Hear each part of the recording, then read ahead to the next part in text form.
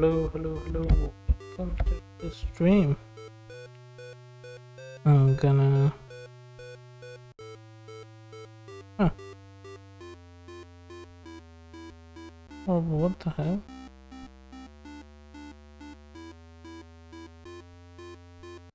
That's weird.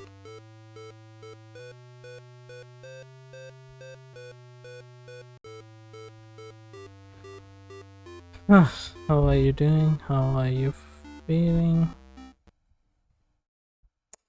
Hello. Welcome to the stream.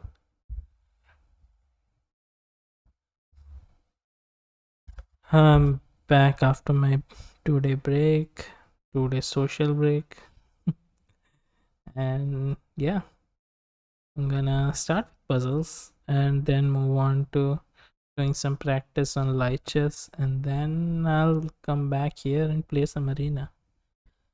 And this time, I'm going for a win. I'll try for a win. Let's see what. Okay.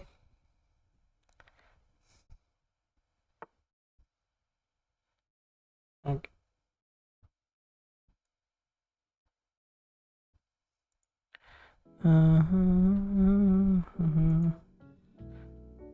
Can I checkmate him?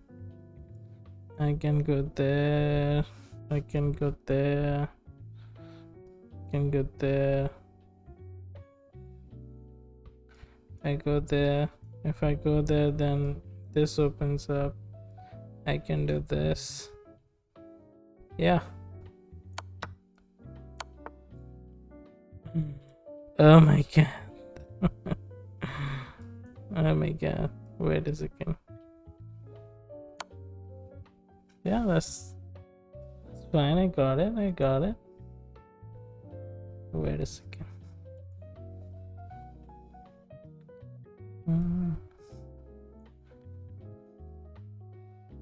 Let's move on to the next one.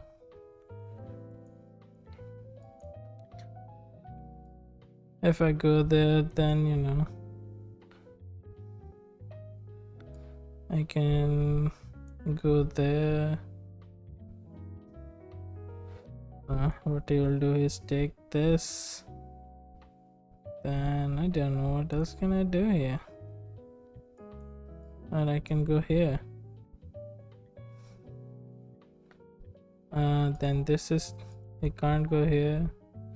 Can't go stay here. So he'll have to go here or here. These are the two options he will have. Oh wait, he can't. Oh my god.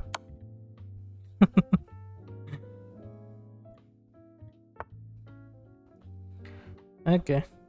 What he's trying to do. Okay.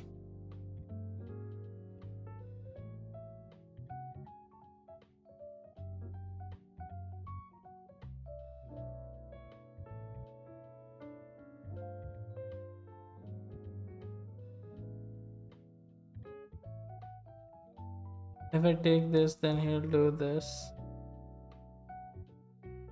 Let's just.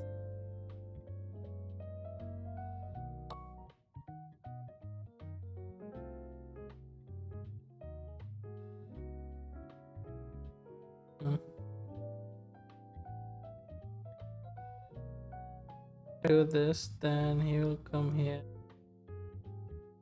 Do this, and he can't go in.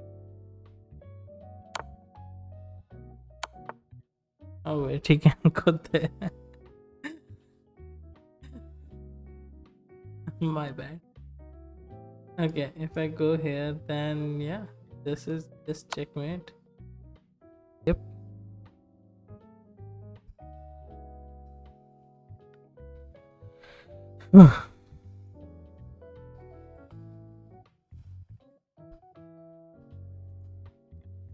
I seem to have lost some followers, man.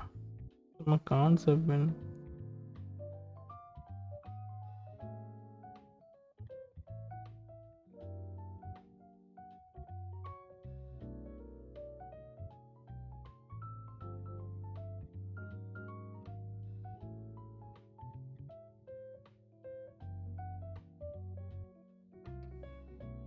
Okay. Anyway, let's go to lichess and hurts my eyes, man. Learn practice.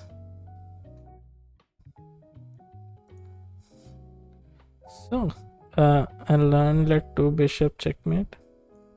Let's see if it works or not.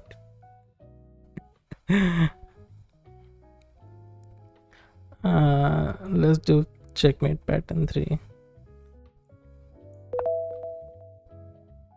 Opera mate.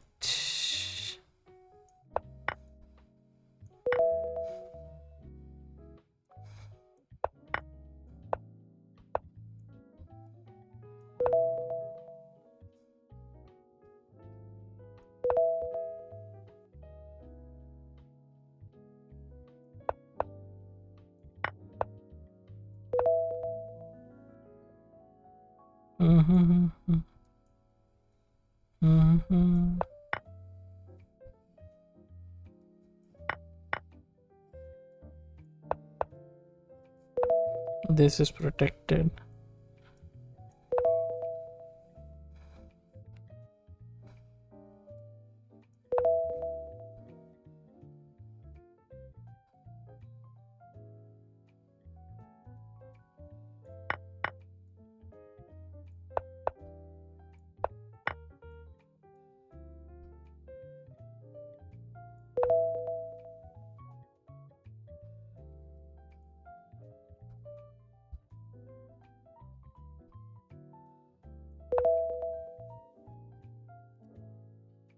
Huff. Huff. A swallow's tail. Blocked by his own pieces. Blocked by his own pieces. I go here because he can't take this, because if he takes this, then I immediately go here and checkmate him, which is not good for him. And this is completely covered, and he can't run away from the square. I can just go there. This is a pawn mate. These squares are unusable, so also this square was also unusable. Now I have to come here, so these squares become unusable, and this is unusable already, and I come here, this is also unusable. So complete gone.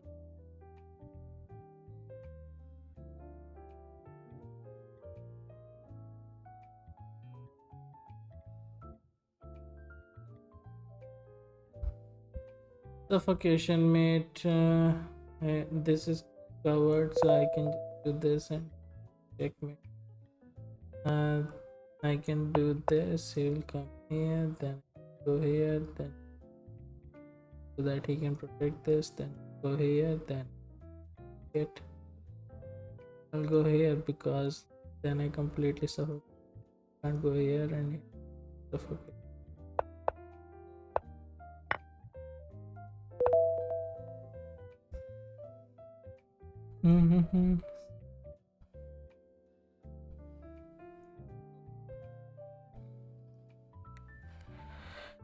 Oh, what is Garko's mate? Garko's mate is this square is gone.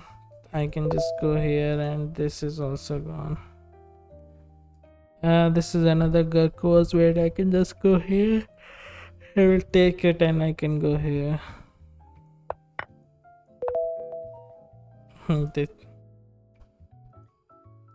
I can go here, then this will be open, then I can go here, then he'll take this, I'll take this. This is covered and this is covered from here, and the horse is gone, but it's okay, the horse is gone. Nobody liked the horse. Oh yeah, also the queen. Max launch, this is covered. I just have to come here and boom, max launch again. But for this, if I go here, then he'll probably go here and he can escape. He can easily escape.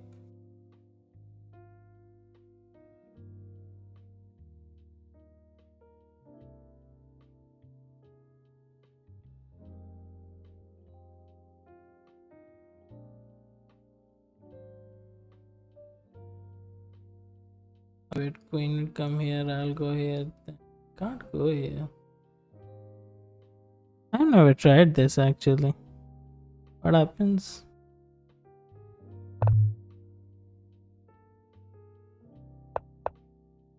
Oh yeah, this happens.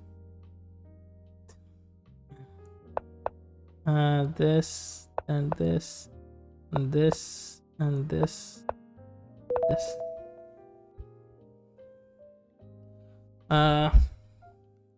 This is completely gone. This is gone by the horse. I can just come here and completely take over. Protected by the horse. I can come here. He can't go here because this is covered and this is covered. So it is again. Right now for the king, this is unusable, this is protected, this is unusable, this is unusable.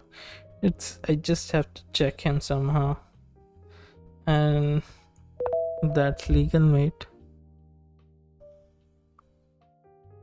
And this is the kill box mate that I've used once and it was fun. The queen is just covering all the parts and this is covering this part. I just have to get this because protected by the queen, and boom, got it. This is a triangle mate. This is the triangle that it's talking about. I can go here. The queen will not let him pass here. This is completely gone. Check.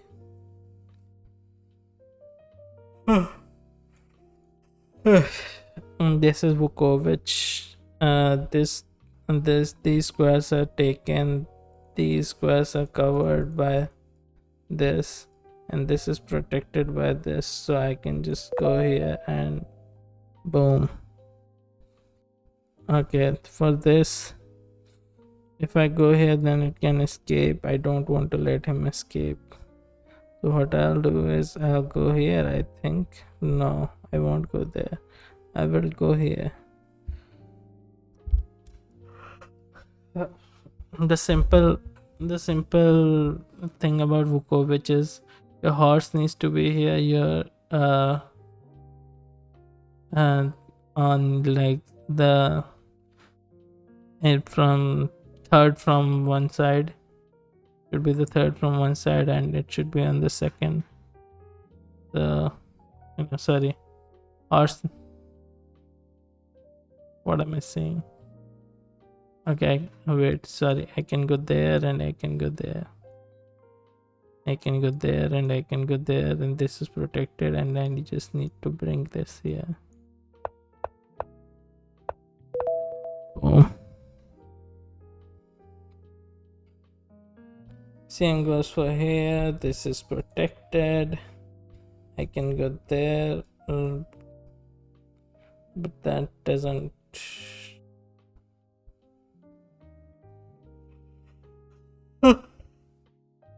It can go there and I can go there, and this is taken, this is taken, and this is protected by the king.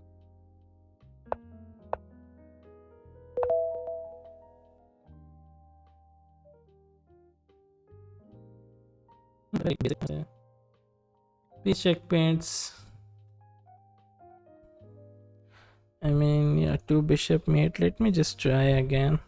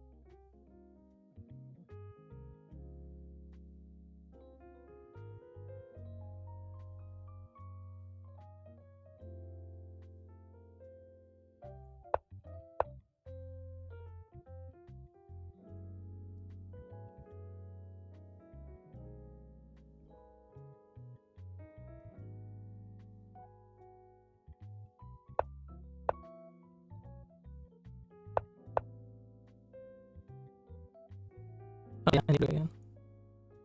Okay.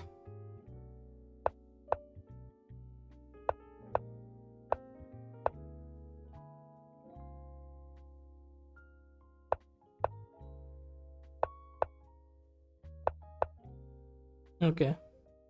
This is taken, this is taken, this is taken, this is taken. If I go there, then this is gone. He'll move somewhere here, right? Okay. Cool. Now I can go here and take away this. I can take this out.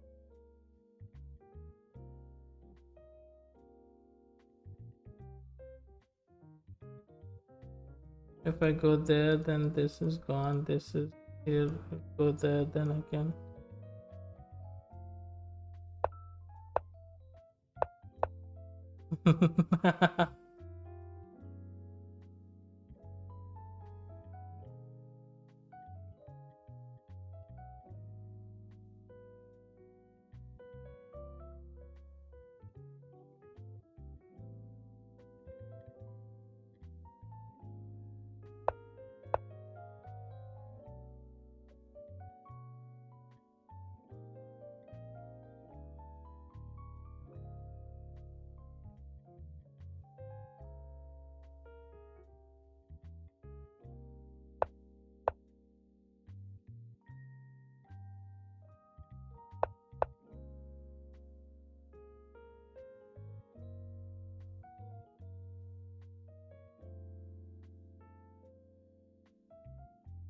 This is taken. This is taken. I need to get him here somehow.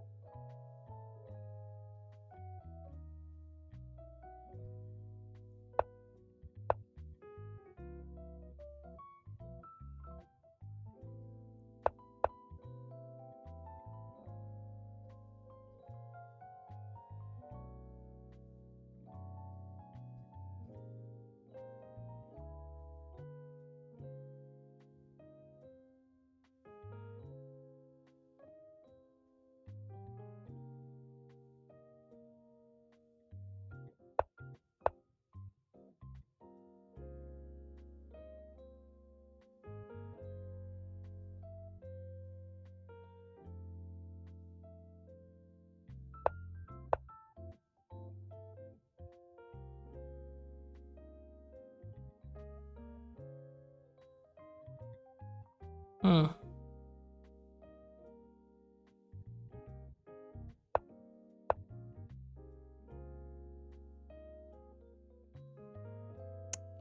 I'm lost. Okay, you know what? Let's do the knight and bishop mate. Okay.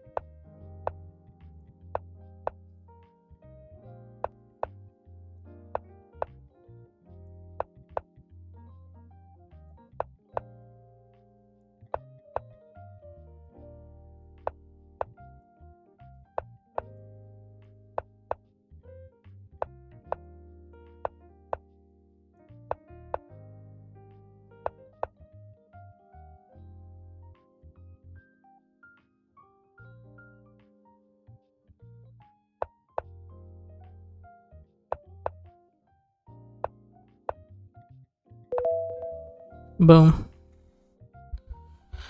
Okay. Yeah, I forgot about two bishop, man. Okay. This doesn't happen a lot, so I'm gonna just let it go for now. Arena, arena.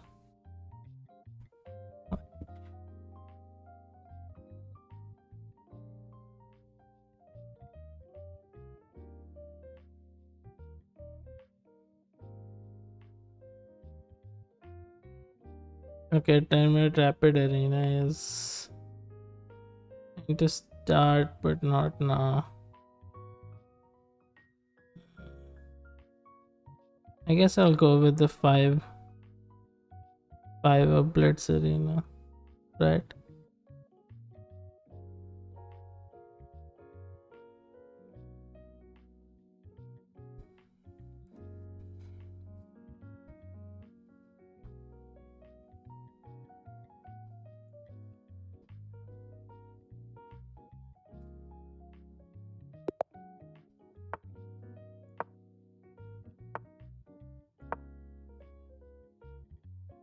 Are you going to do that? Okay.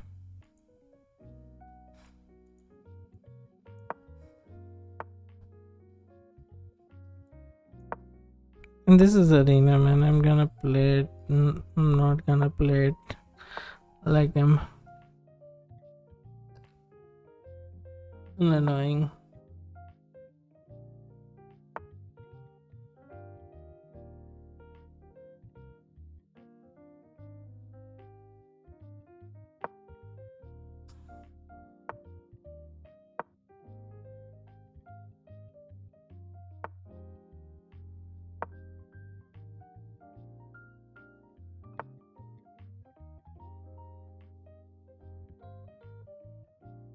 Nice.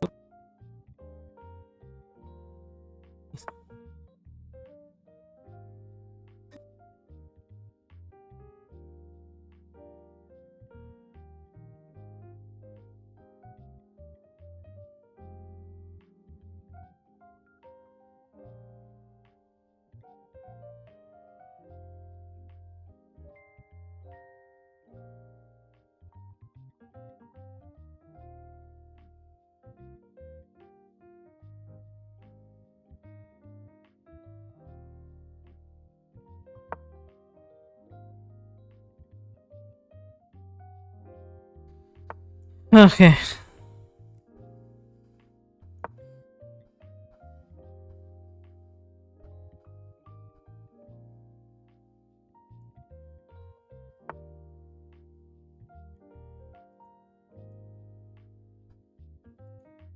Yeah, I realize you're going to do this.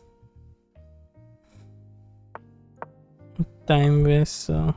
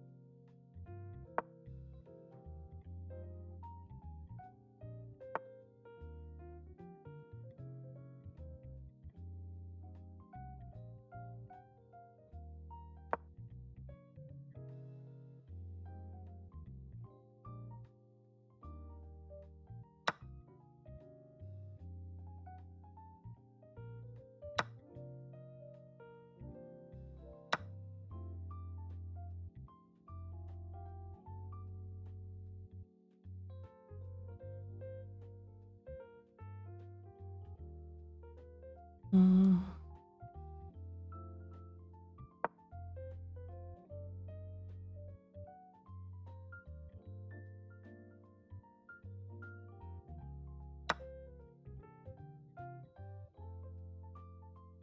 Okay.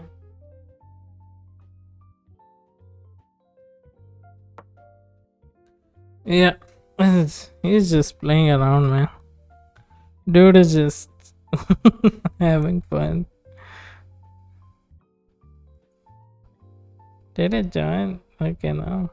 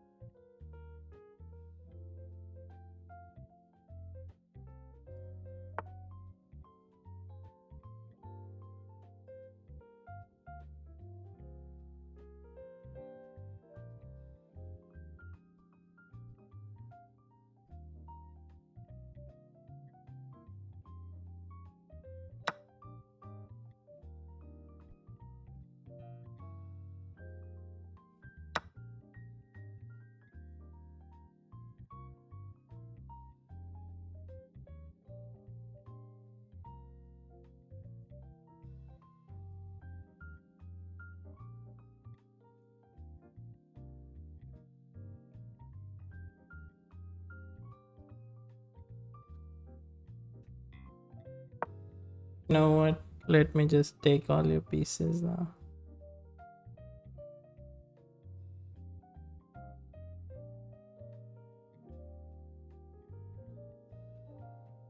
Come here, I'll take there and I'll take this. Boom.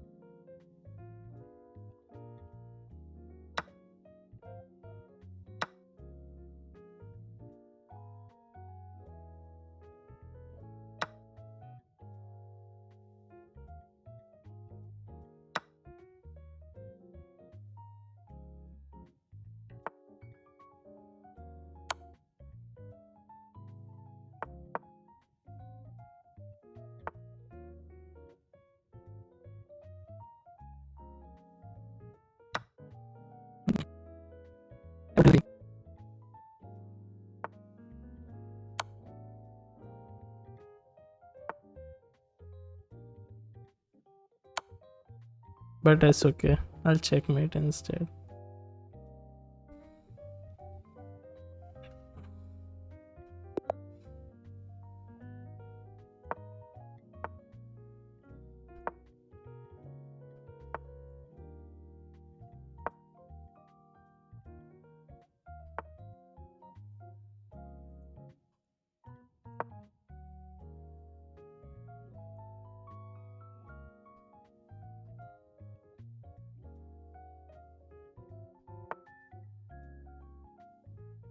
Boom.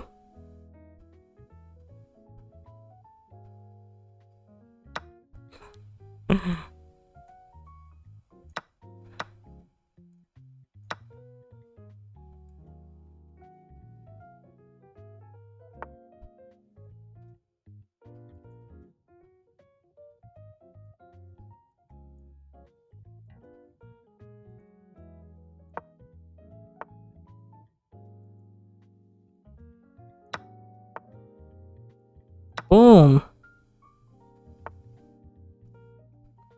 Boom.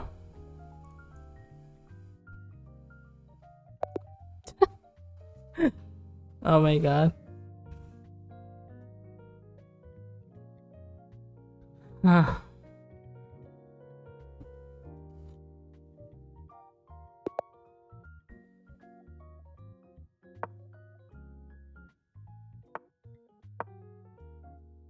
Oh my god, he's 998.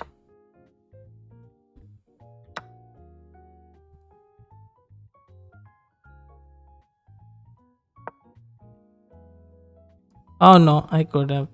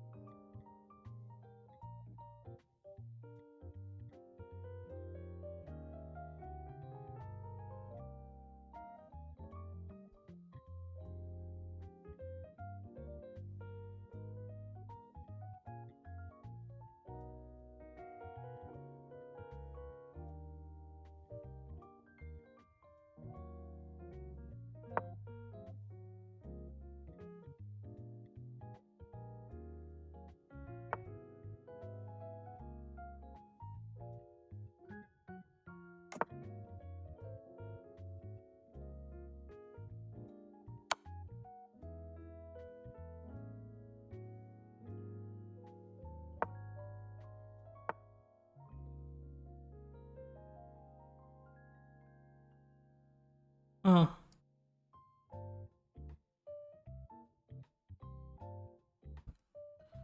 Uh, uh, uh, uh.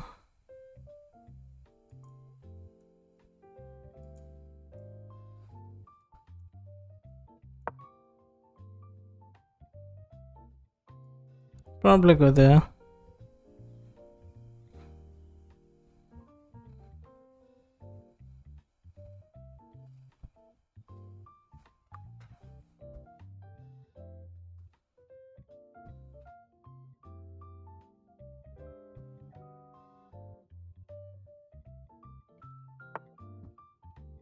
Oh my god.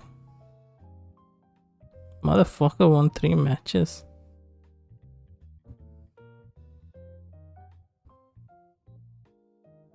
Mm.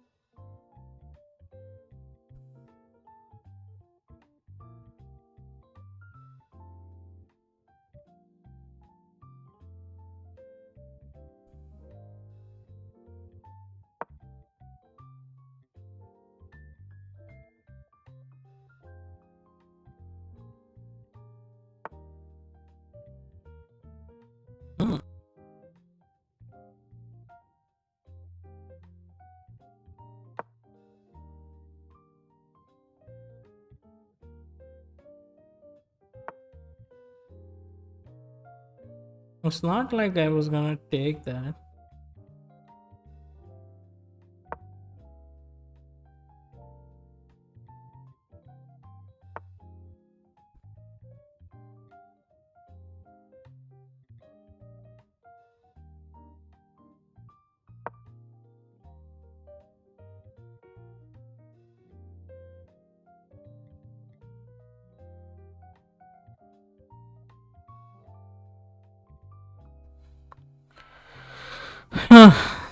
Oh my god, he has like more than a minute of advantage.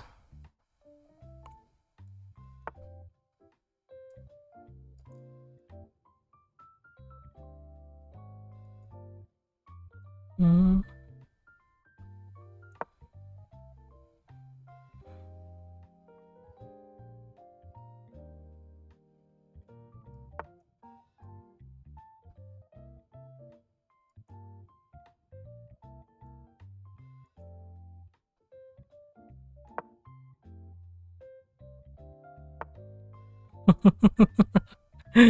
Oof.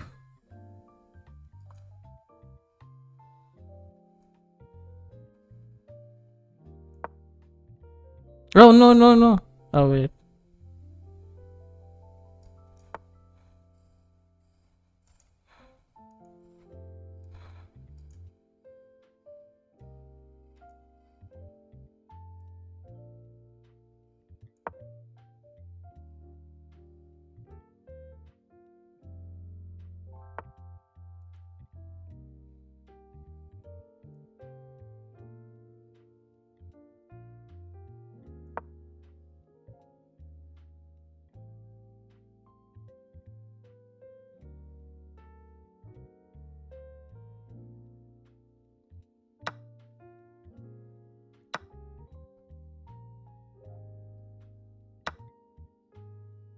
Oh my gosh.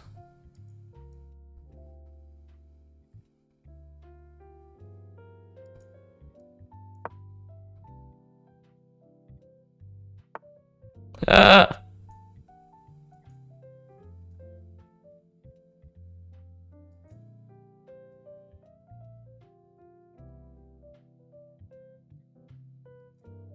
I can go there, then he'll take here, then it's just useless.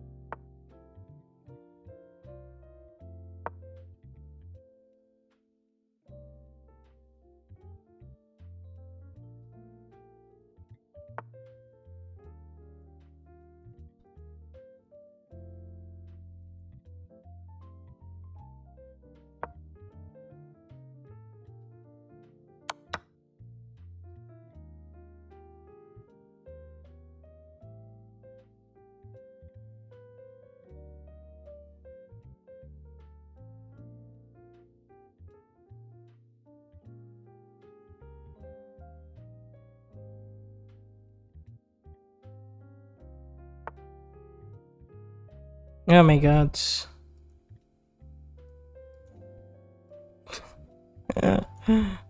Oh my god.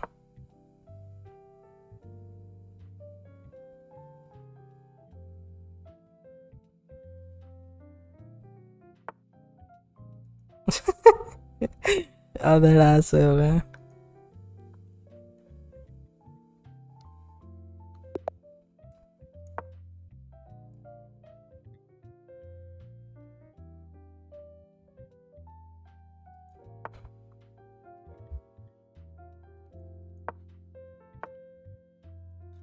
Mm-hmm.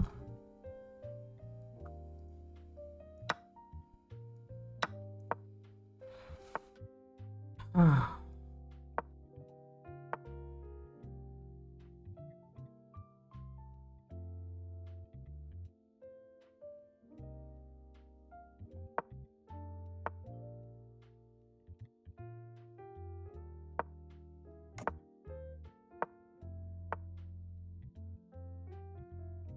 Oh wait.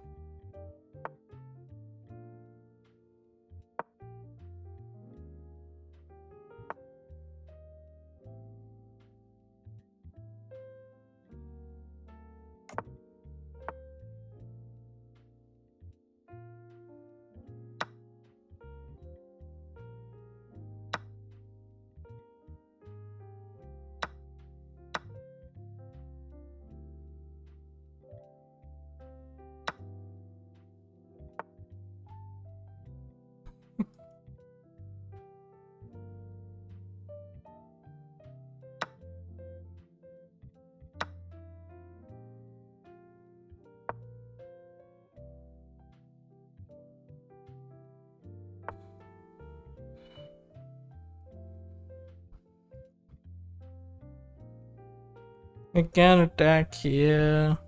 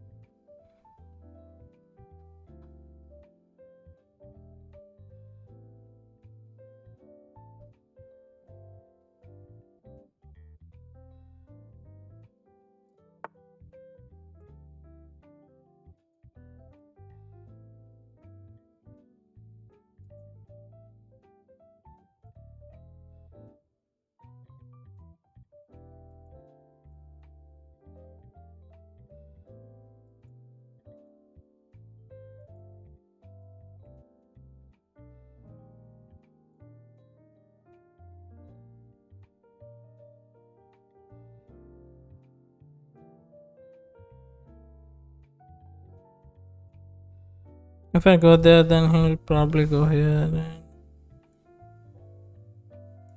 You know what? Let's do this.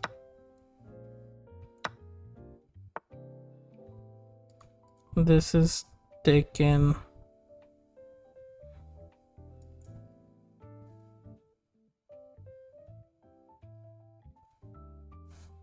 If I go there, then he has the opportunity to take it.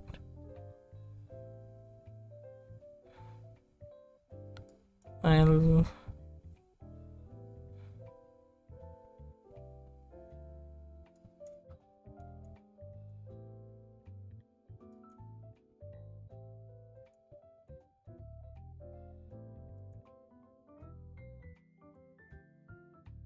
Let's take risk. I have 51 seconds. Who gives a shit, man? Okay. I'm low on time.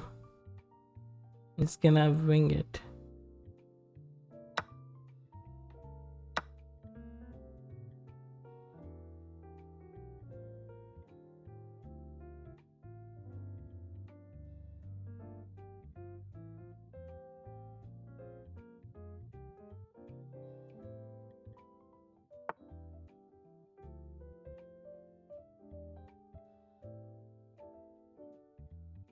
Ooh.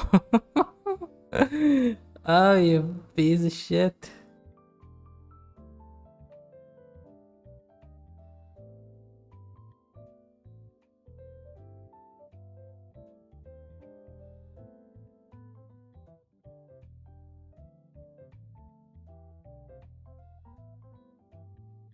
You know what? Let's take the risk. Who gives a shit, right?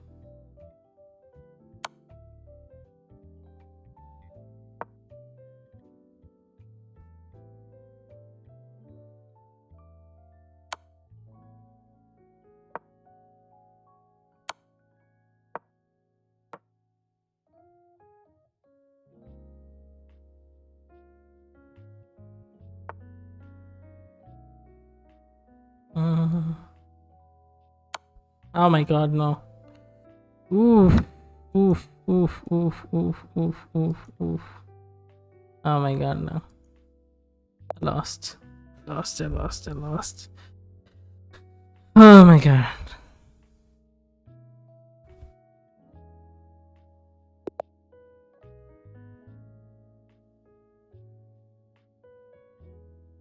Let's begin. You know what? Fuck it.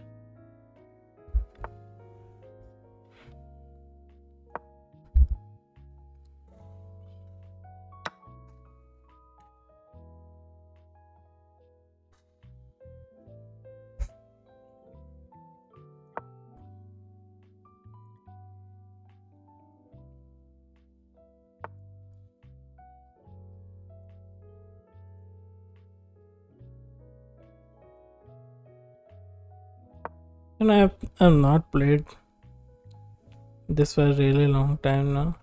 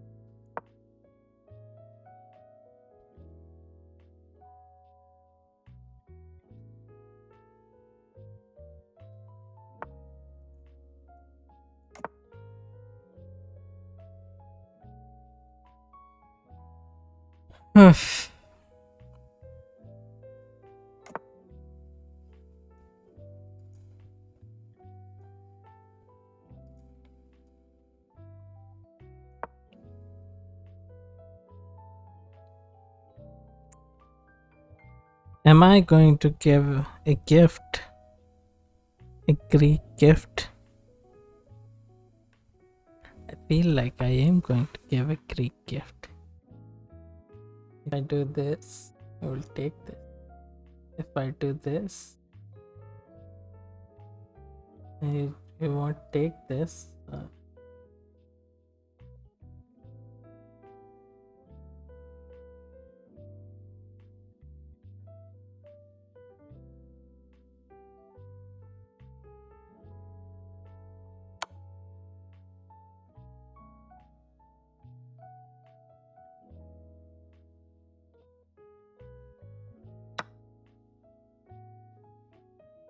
Is it going to be a successful gift?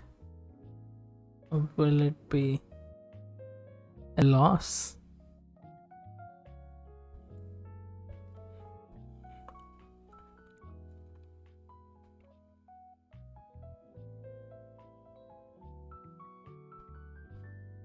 Yeah, I'm just gambiting a lot, you know.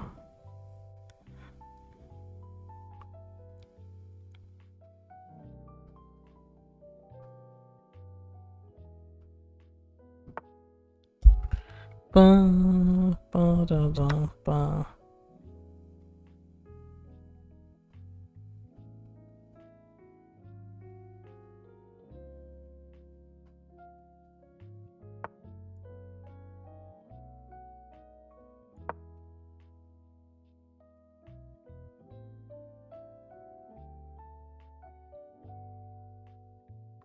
You're gonna have to bring this here.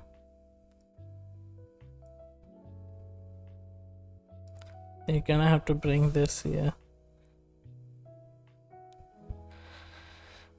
You have two. You have two moves left.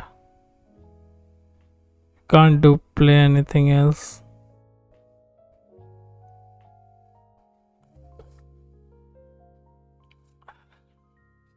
You have actually one move left. That is, if you bring this here, you're protecting the square, which is actually this my square of interest of square.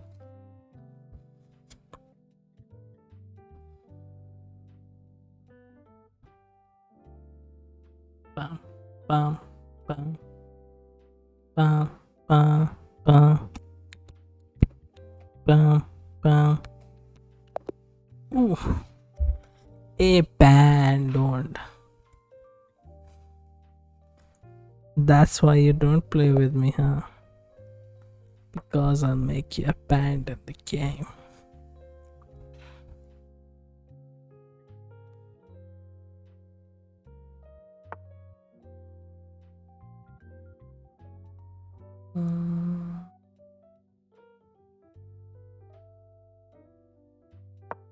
Okay, let's begin. It's 637. Okay, if I draw, I get a -1. You know,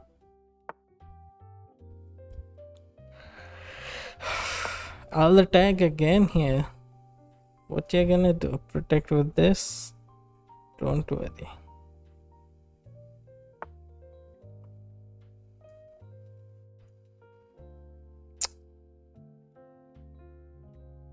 That's not what I was expecting actually. But that's okay. Ah ha ha ha. Ah ha ha ha.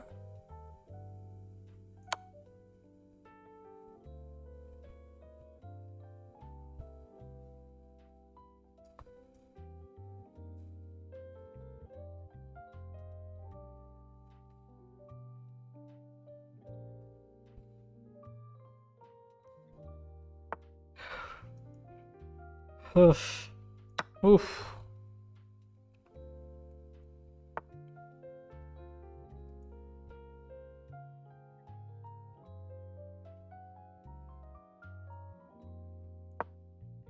I'm gonna stop you right here. I'm gonna just take this.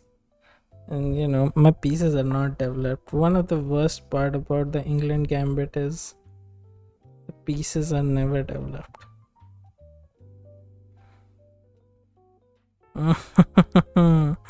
What is the point of this?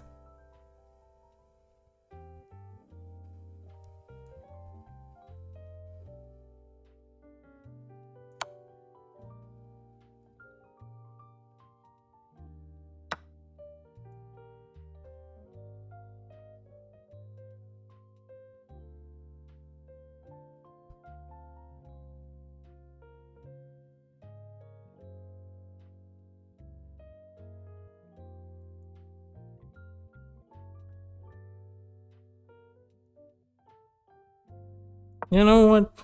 Let's play this game.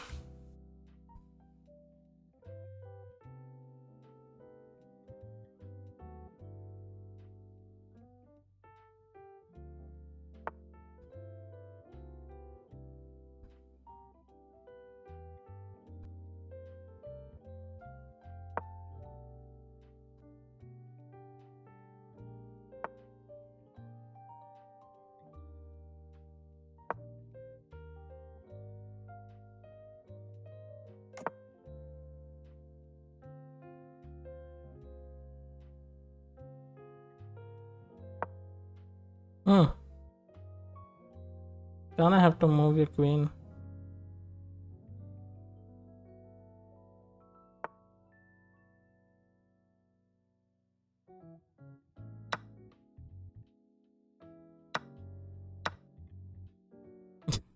You had a good move. You didn't use it. I will show what move he had.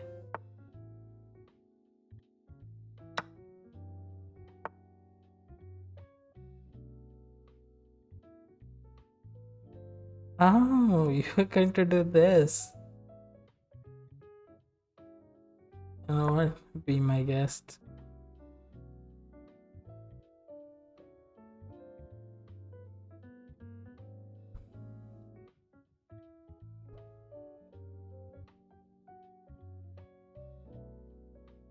I have everything covered.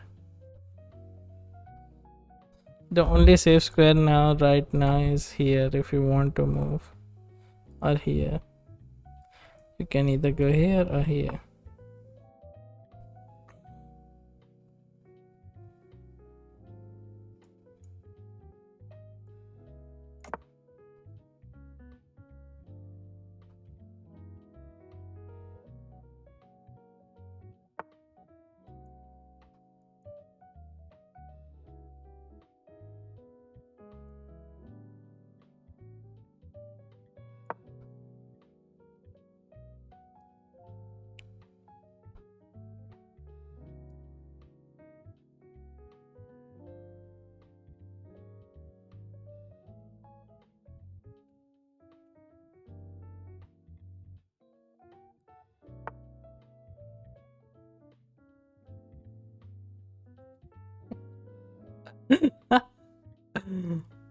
Okay.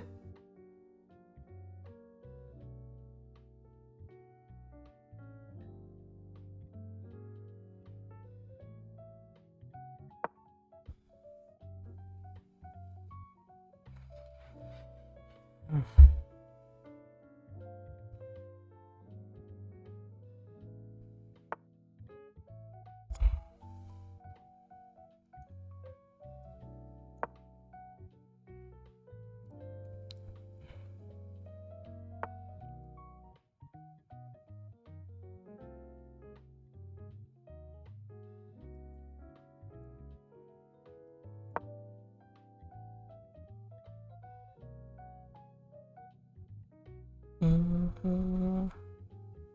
Can't stay here.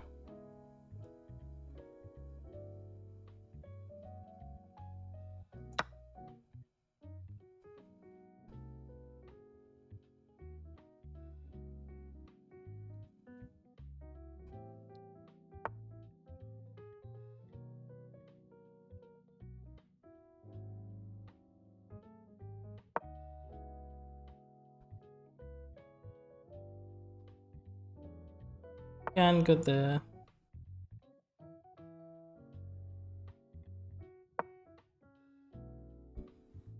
Oh no! Oh no! Oh no! Oh no! Oh, oh my god, he messed up. He messed up. He messed up. He messed up big time, man. He messed up really big time.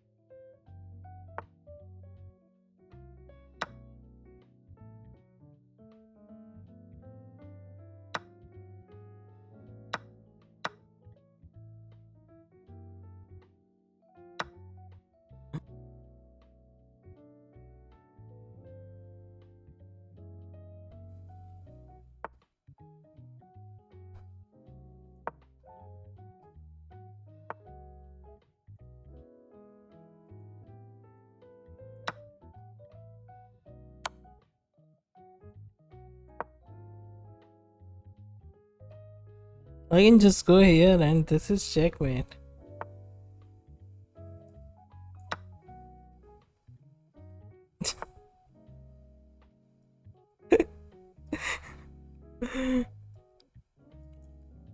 Should I just give up my queen for some no reason?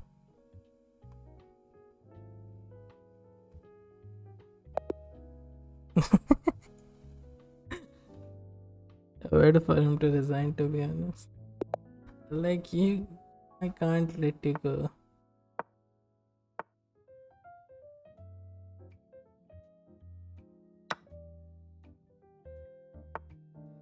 What?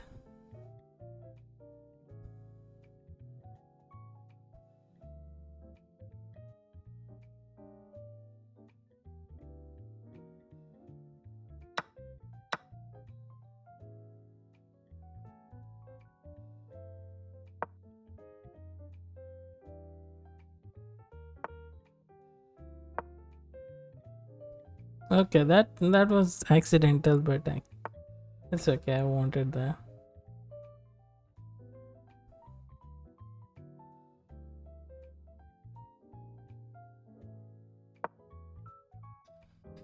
Huh.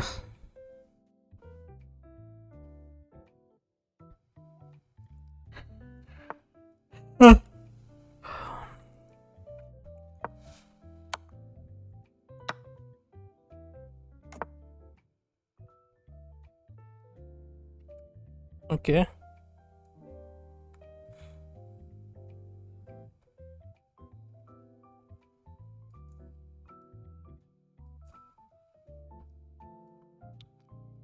I'll keep you here actually. If you come here.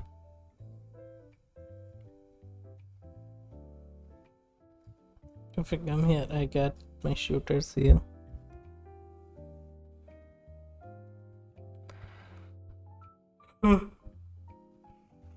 Oh,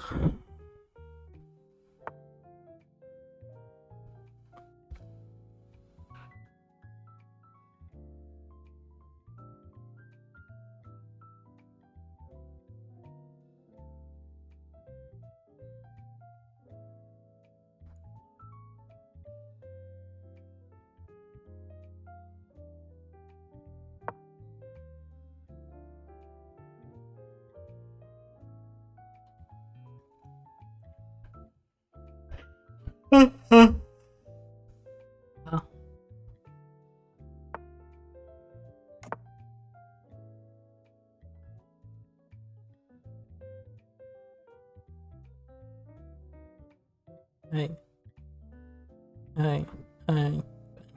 Um,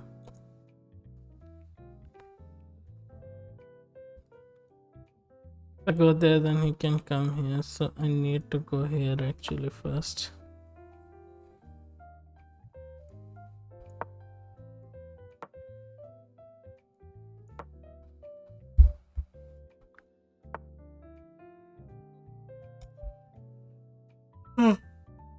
Oh.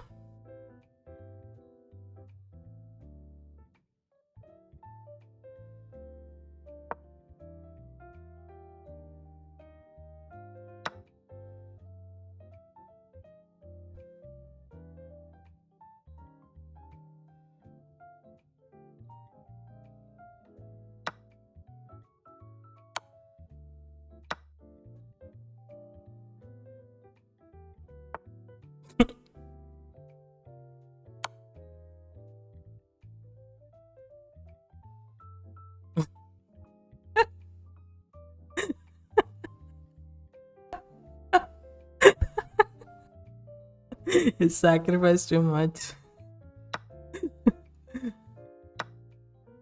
What did I sacrifice? My knight, my bishop, and my rook. What did I sacrifice?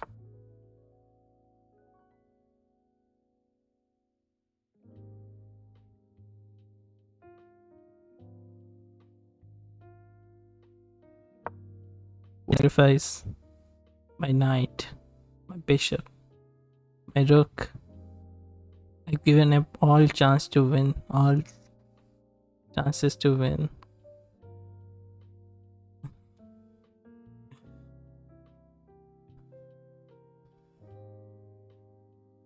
Mm-hmm.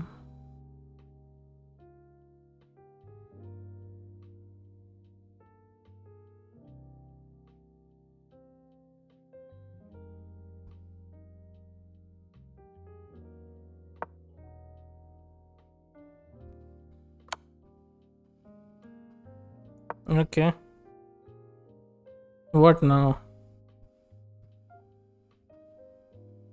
You are getting checkmated.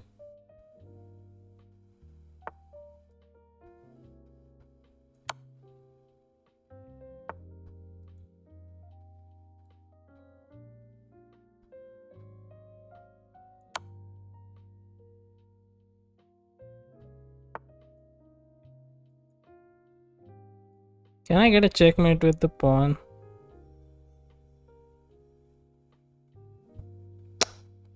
Uh,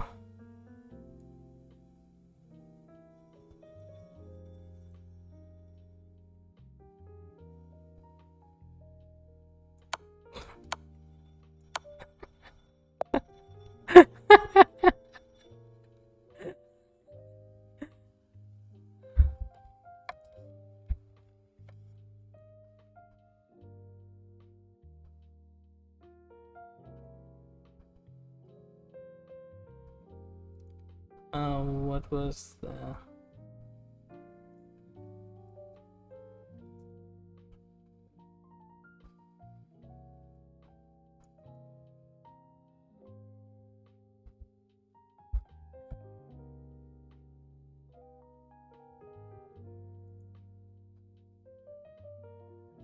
What did I sacrifice? Knight, bishop, rook, queen. I've given up all chance at winning. I've made my mind a losing space. I share my dreams with ghosts. I wake up every day to a calculation that I wrote 15 years ago, from which there's only one conclusion. I'm damned for what I do. My anger, my ego, my unwillingness to yield, my eagerness to fight, they set me on a path from which there is no escape. I yearn to be a savior of my pawns without contemplating the cost, and by the time I look down, there's no longer any win for me. What is my sacrifice? I'm condemned to give up my accuracy to defeat them. I burn my skill for someone else's future. I burn my life to make a sunrise that I know I'll never see. And the ego that started this fight will never have a mirror or audience or the light of gratitude. So, what do I sacrifice? Everything. Okay, he did actually sacrifice everything, I'll be honest.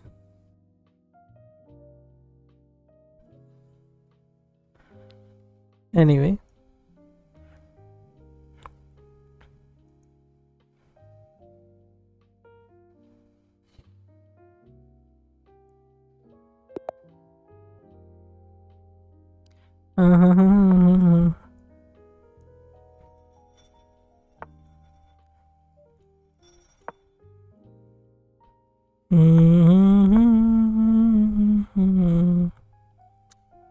Take it. Take it. Take it. Are you going to do this? You're weird, man. You know what? Let's just end this, man. Okay.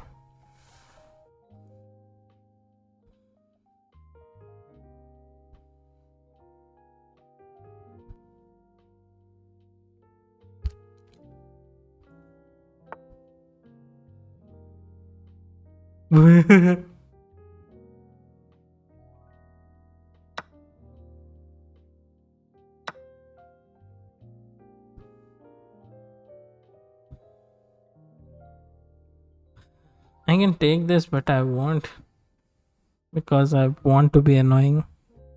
This is my birthright to be annoying as fuck to my enemies. Just give me that peace of mind.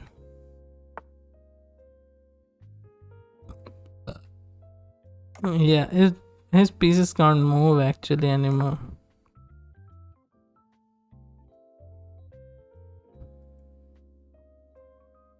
You can go there. You know what? Oh my god, no. What did I do? Oh, that's fine.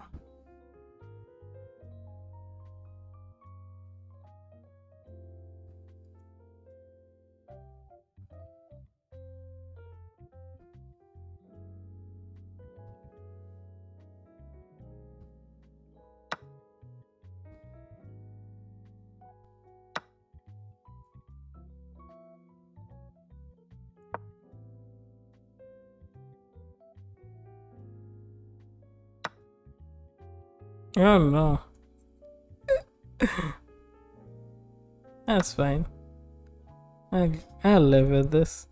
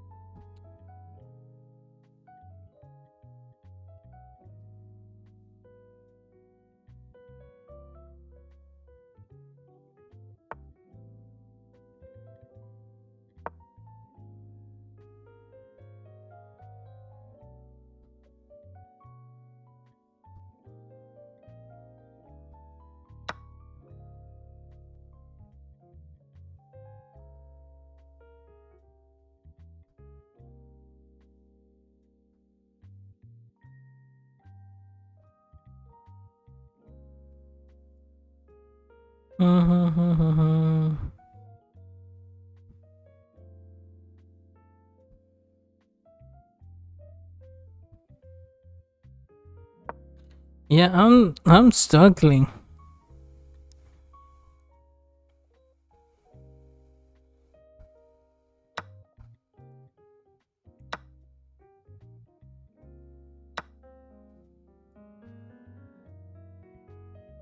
Whoops.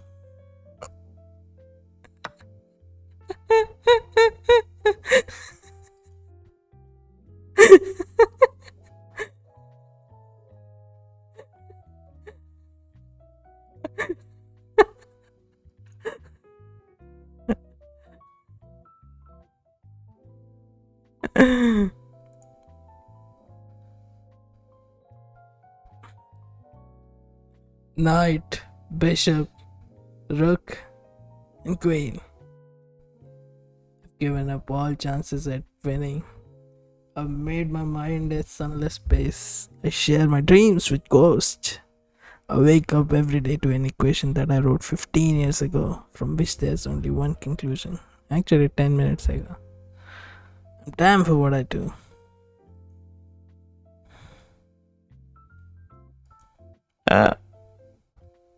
Bam.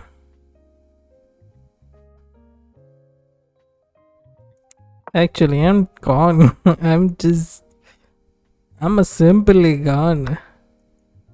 Oh my god. Oof, man, I have to resign this one.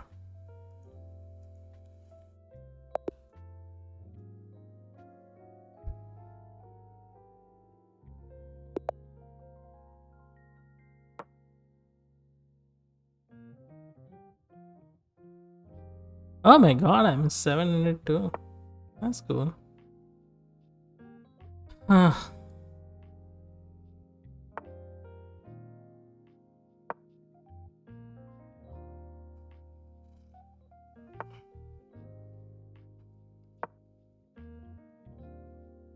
Are you going to do this?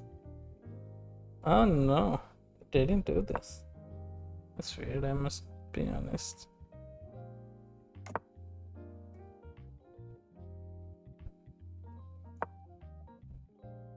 Calm, kindness, kinship. You can go there and you can go there, but this one is temporary. This one is more permanent. So yeah, choose wisely.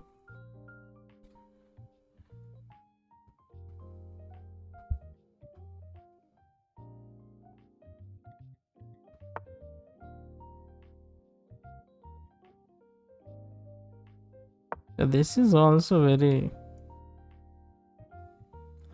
yeah, you doomed yourself. Simply doomed yourself.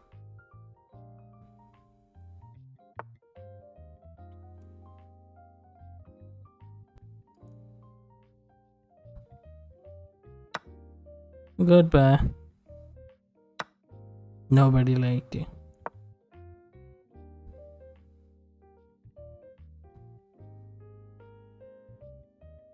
Hey, hey, hey, hey, hey, uh, uh.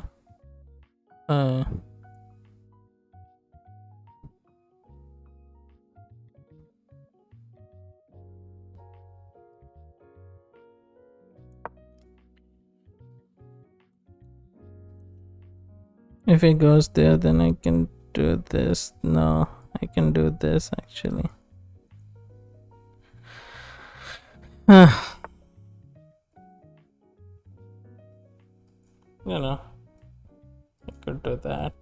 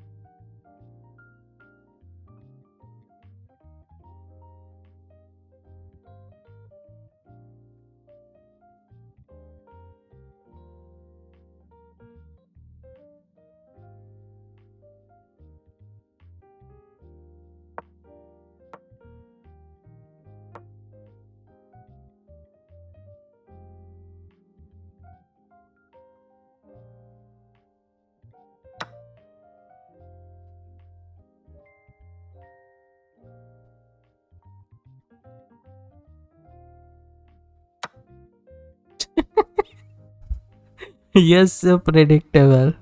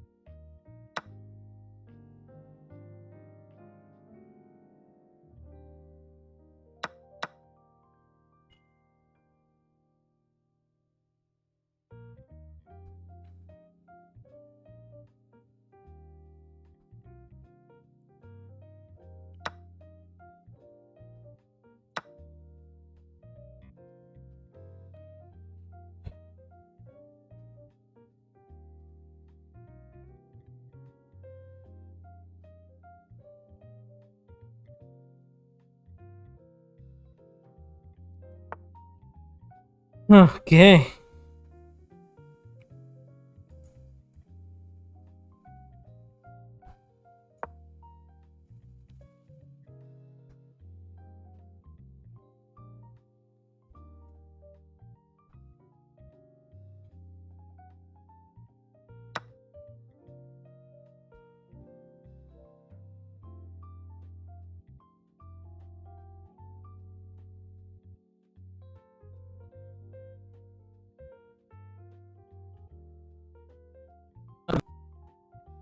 I said that's a very good one.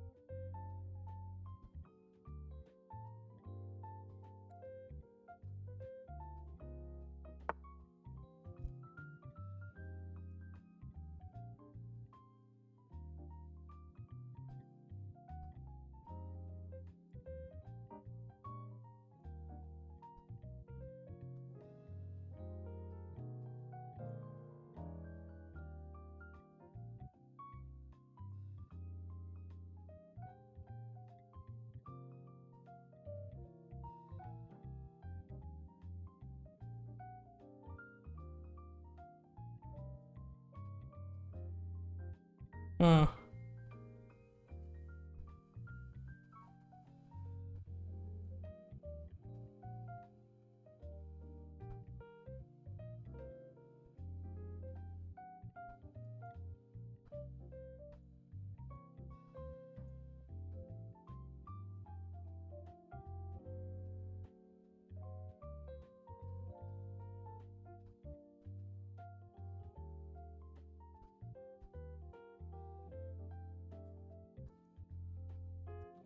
Ooh. Okay. Gonna have to fight, yeah.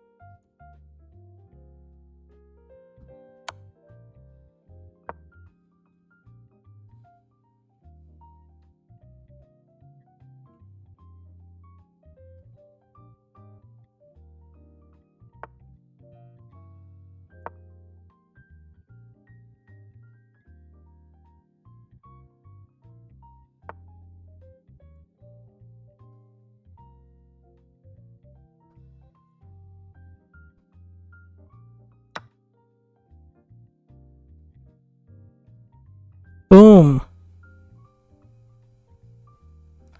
Is it winning now? Are you winning, son?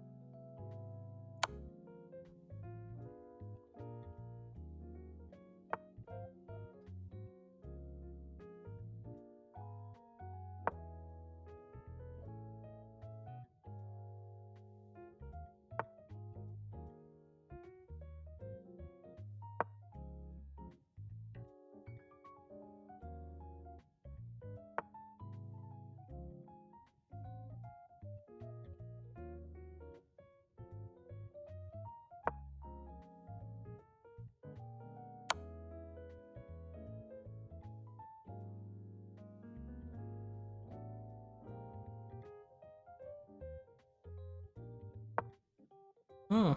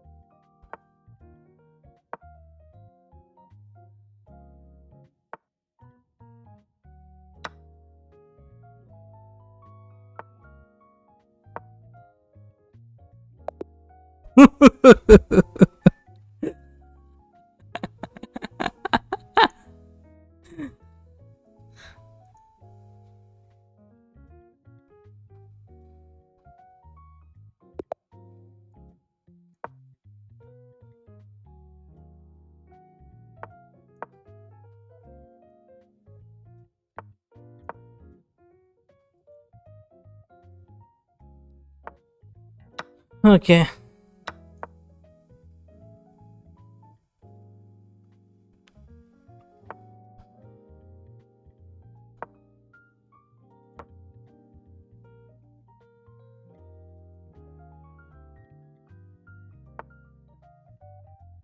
Oof.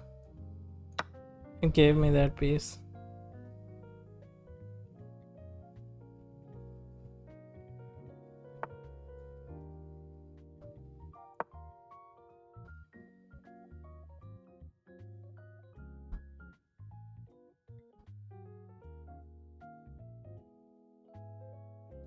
Okay. I think the game is getting interesting.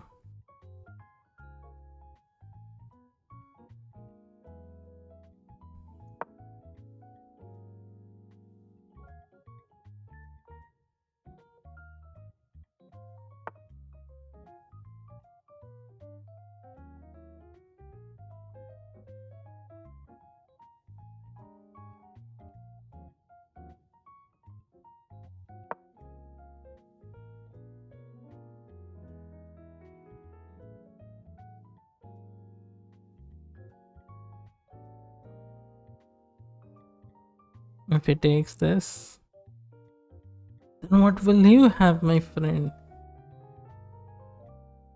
Death. Oh my god. You're just hilarious. You have been a hilarious presence.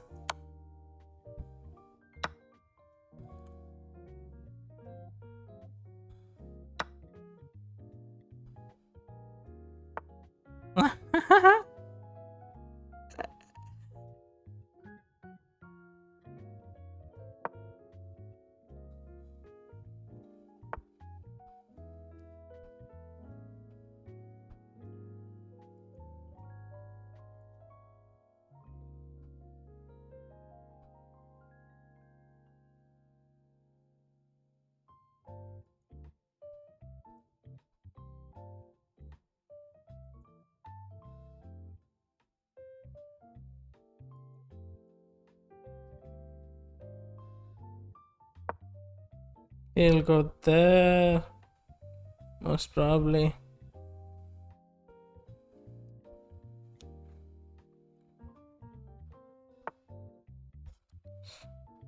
What can he do? He can just take here.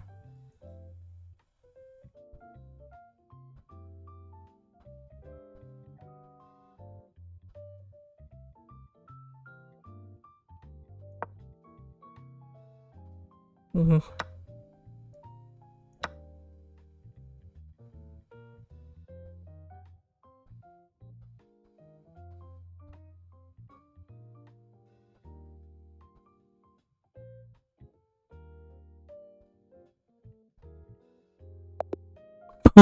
Boom. Boom, my friend. Boom.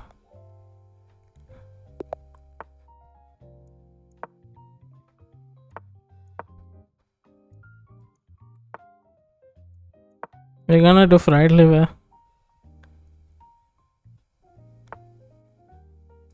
Oh yeah, you are going to do the fried liver. You can't fry my livers, man. Cannot fry my livers.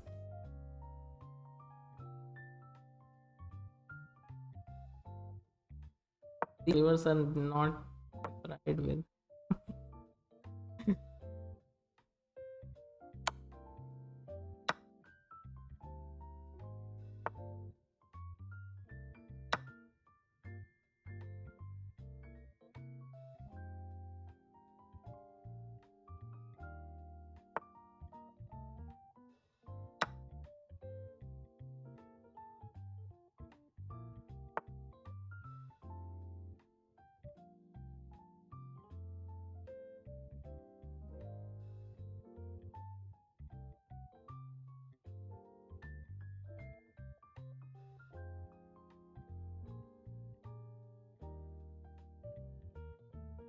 If you fry with these livers, my friend, then you will be frying some more livers. And that would be yours. Would you want to? Do you want to fry the livers?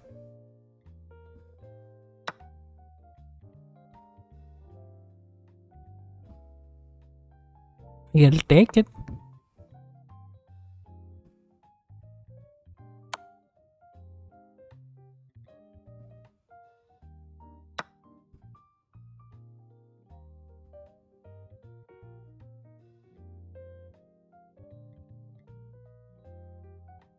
What the hell?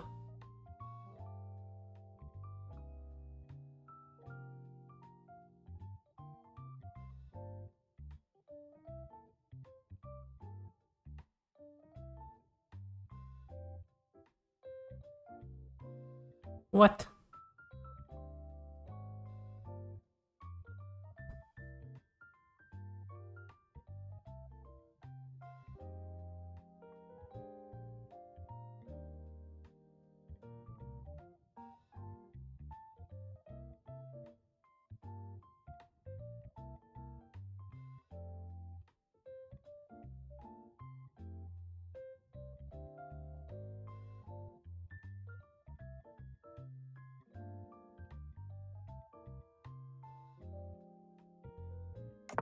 I'm gonna do this. And then I'm gonna then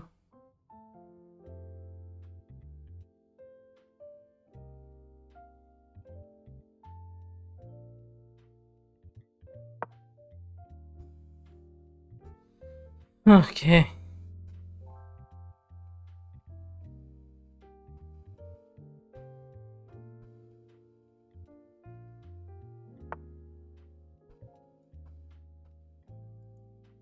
You could have just taken this, man. Why are you just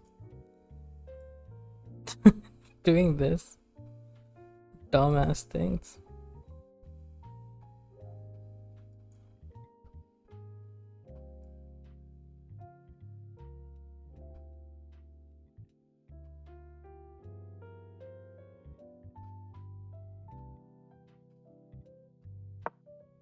Okay. Let's see what happens.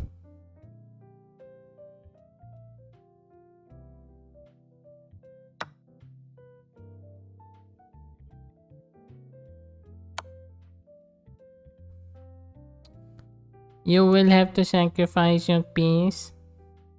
Hello, sir. Are you sacrificing your peace? Or are you not sacrificing your peace? You gonna do this? You gonna do this?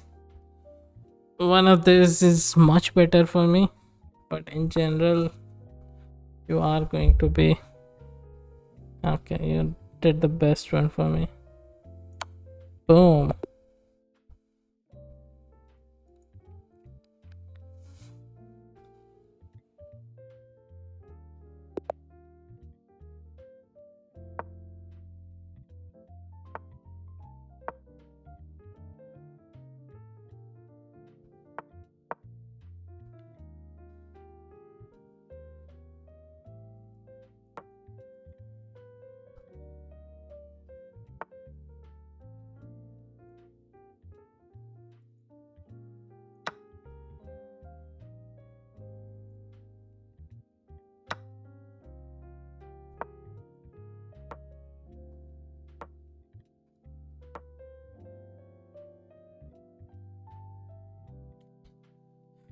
And you're going to do what I want you to do, or are you not going to do what I want you to do? At the end of the day, you're gonna have to do what I want you to do because you are my pawn. Come on, man.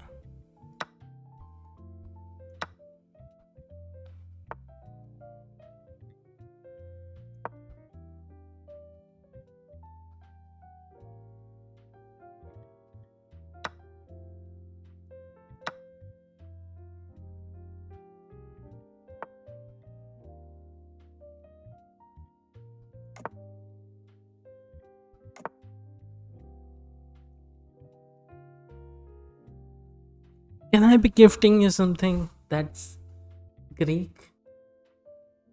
Because it feels like I can be gifting you something that's really, really good. Yes.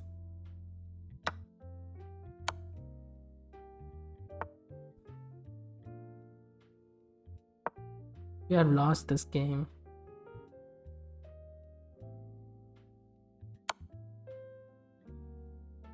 Yeah, man.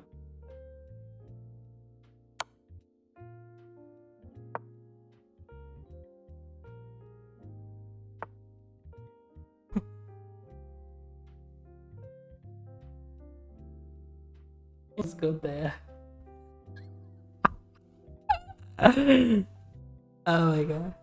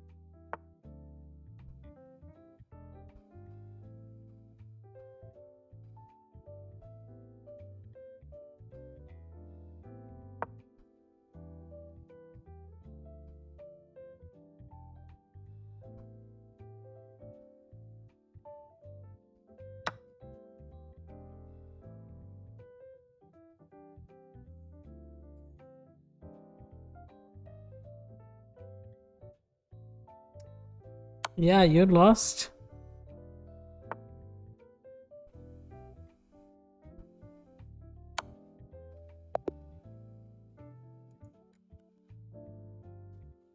My friend, you lost. My friend, you lost. You lost, my friend. You lost.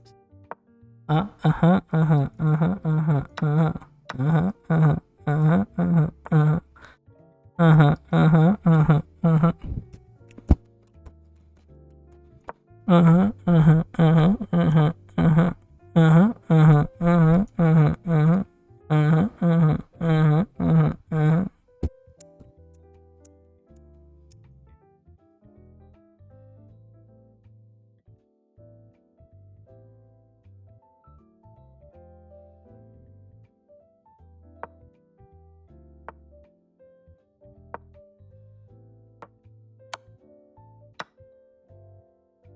No, you can't go here. No, you can't go here. You can.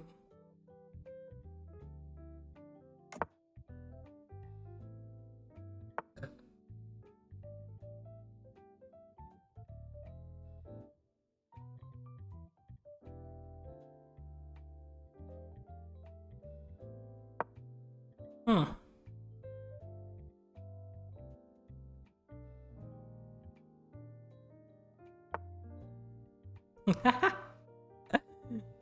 Oof.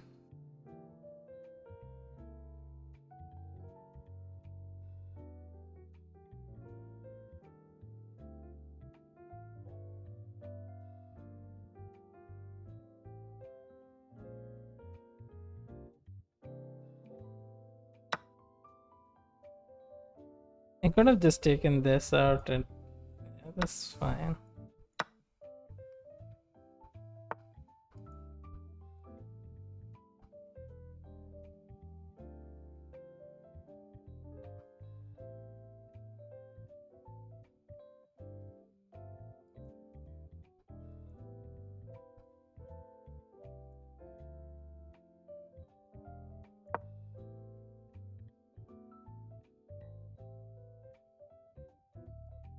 Yeah.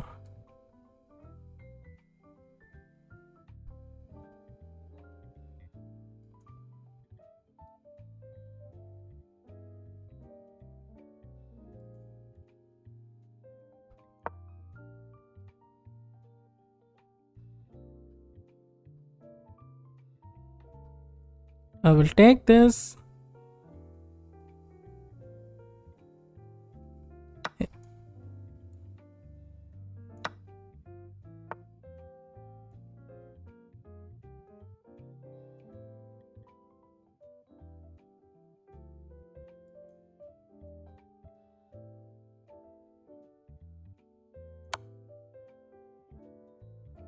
We're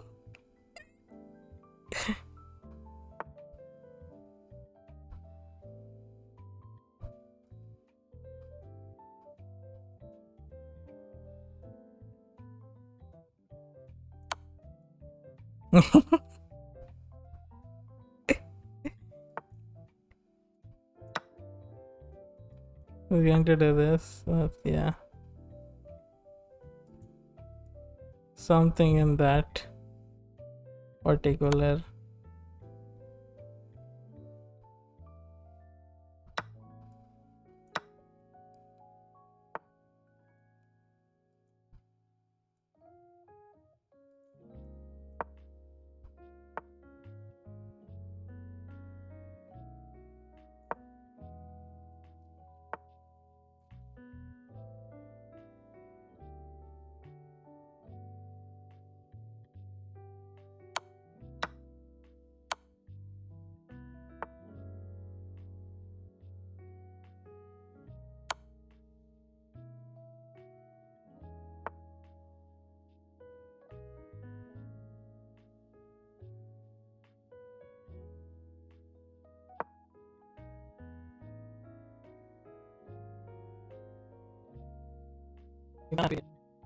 Okay, you can just go.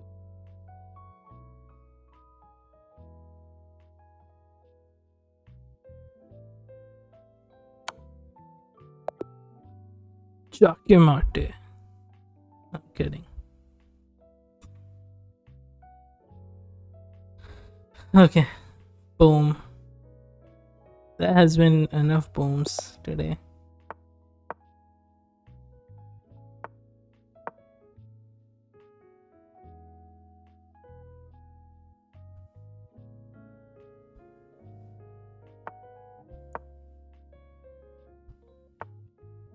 Come on in. Come on in. Come on in. Where's the phone?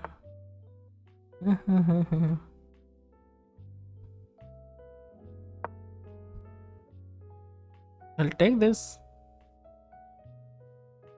This.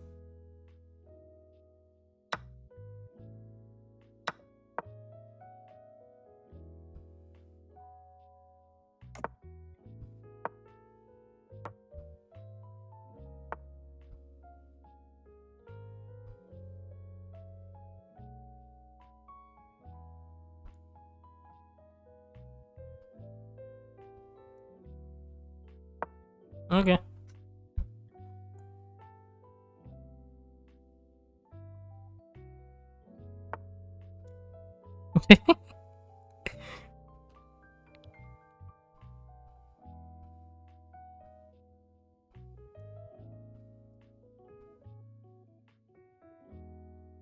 Actually, now I can just go here. I'm not gonna unpassant you. You are giving me. You're tempting me for an unpassant, but remember, non-passant is what you think I want. The truth is, I want to win. I want to win in my book. Oh my god, he's 658. I'm gonna.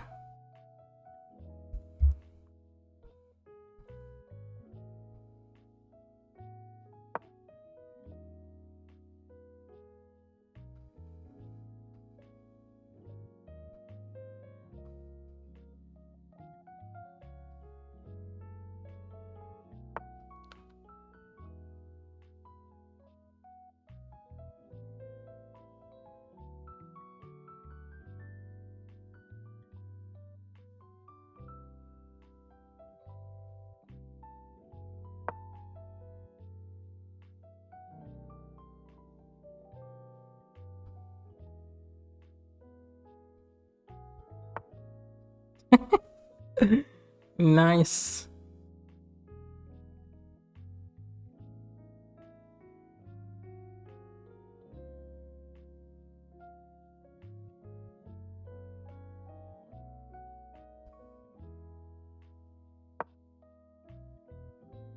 Huh.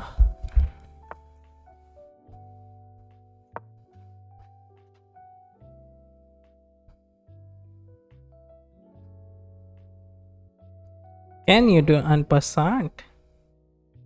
Can you passant an an? Would you do the en passant? Oof. You're strong. You're a strong soldier, my friend. But are you? How strong are you? This is the question that I want to ask.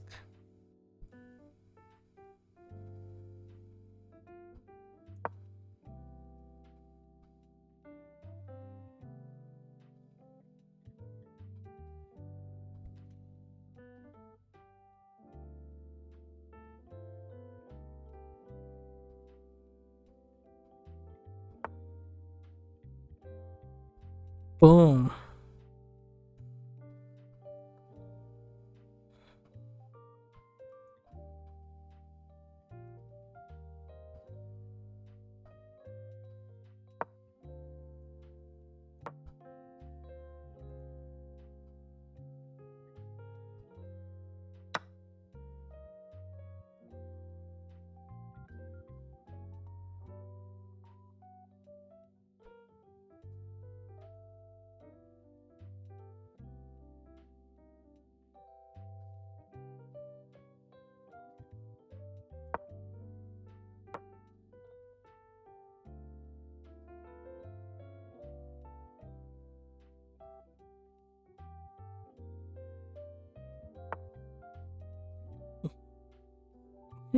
Oh, you piece of shit. An actual piece of shit.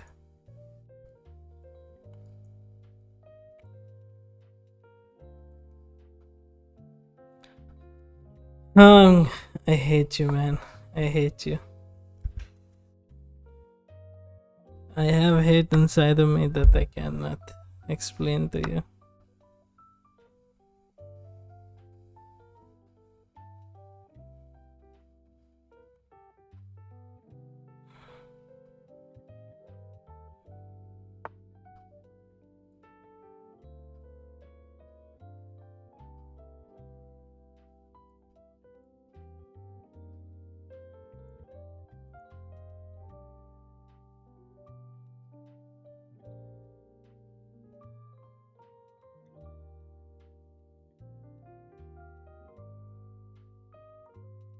Can't come here. What? Let's just reinforce this. I can go there actually. Boom.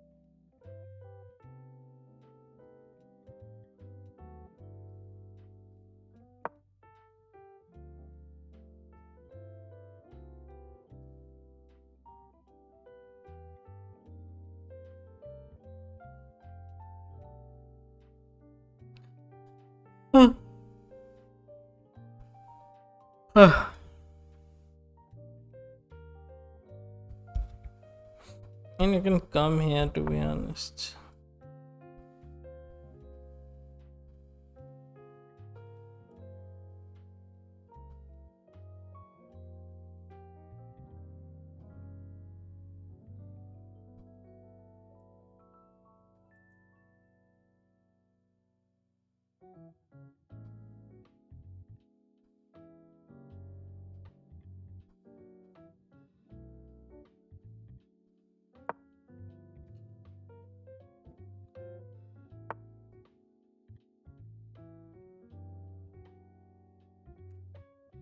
You're going to take this. Okay, I see what you're trying to do. That's okay.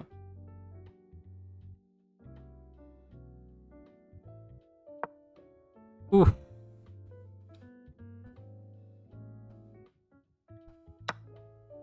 Oh my god.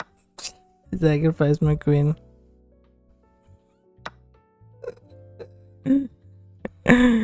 Oh my god.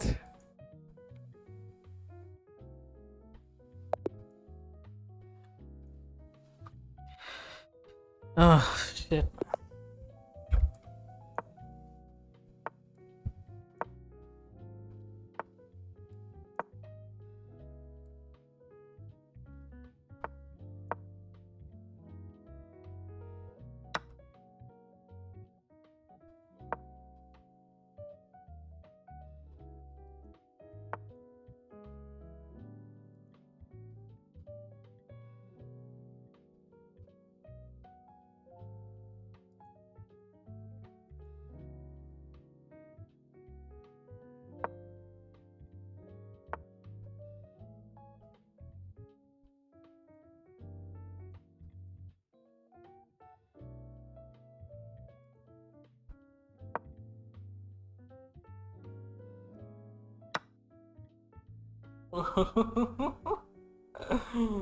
Ooh, I see what you're trying to do.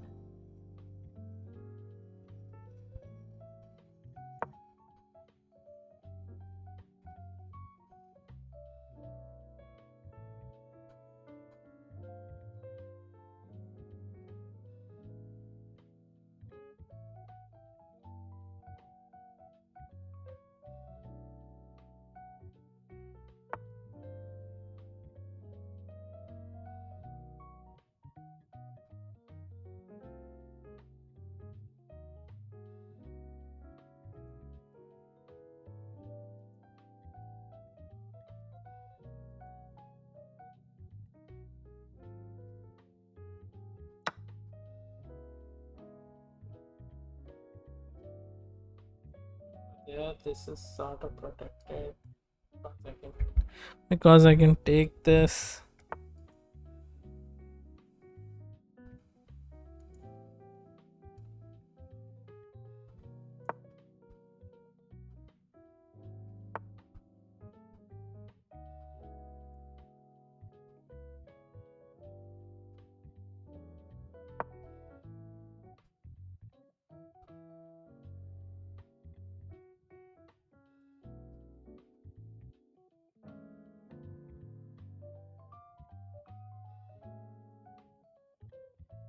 Yes.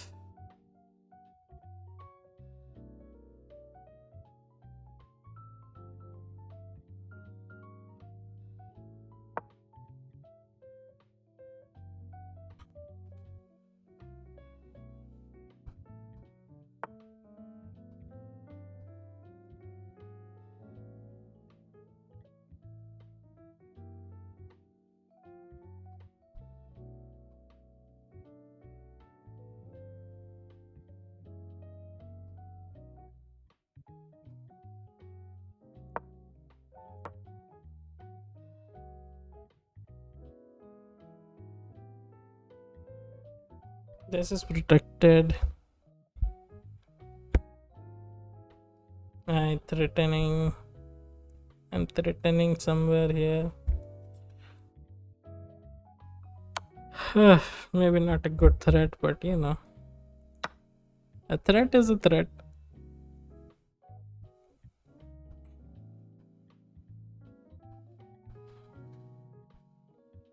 Yeah, and I have this one protected to be honest. So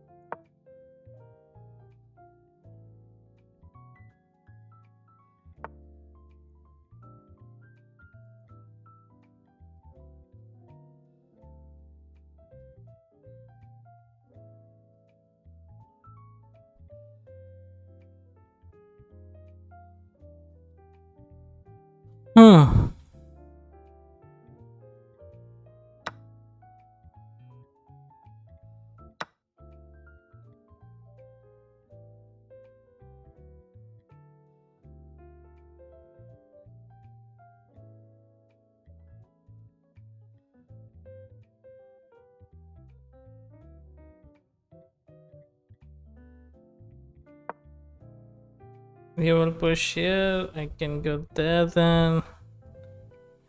Right?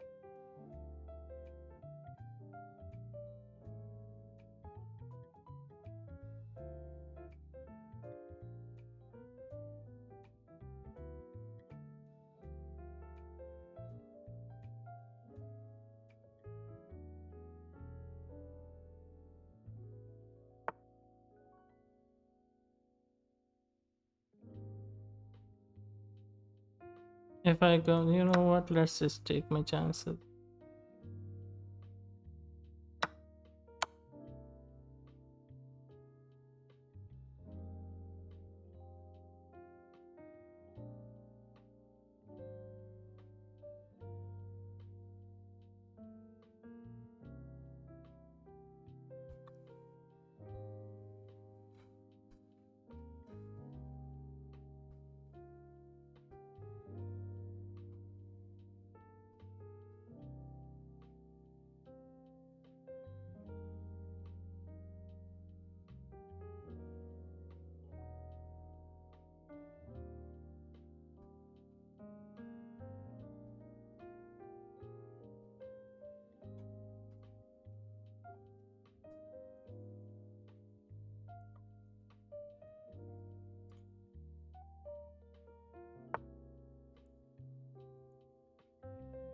Mm-hmm.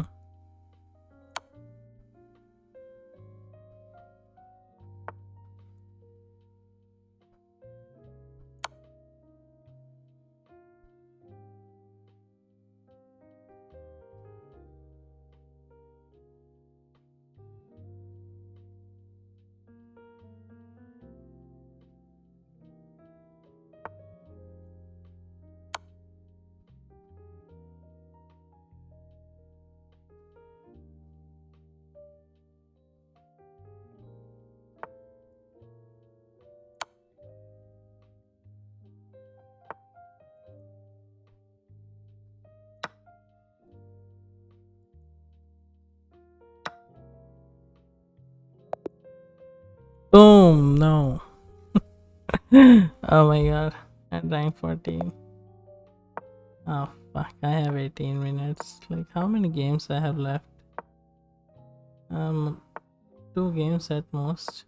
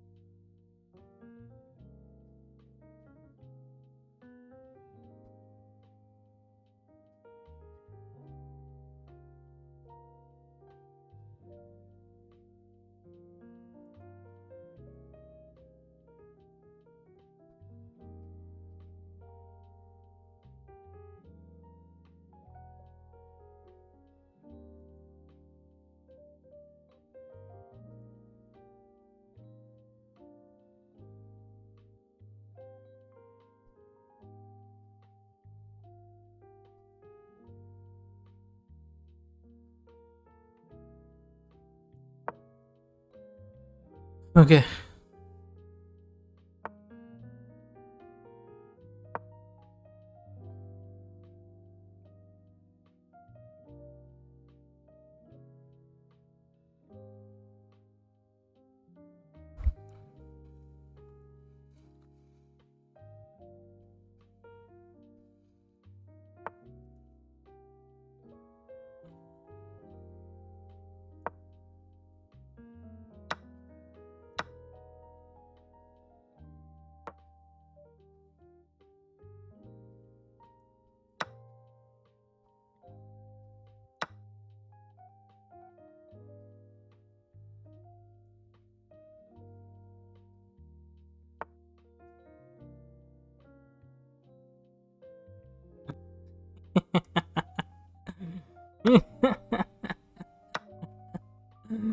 I don't know, I'm laughing.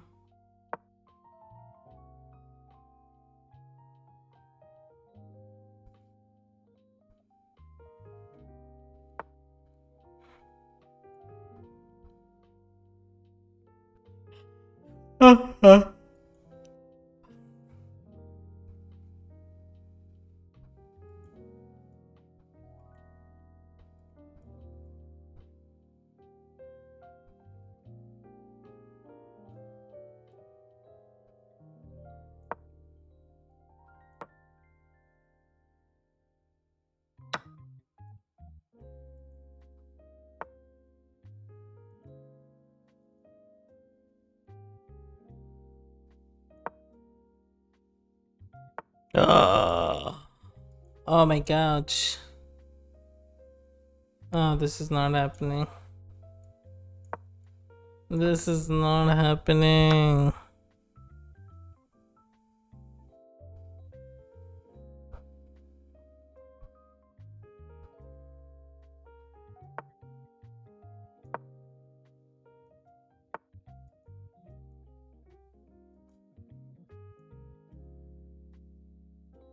Mhm.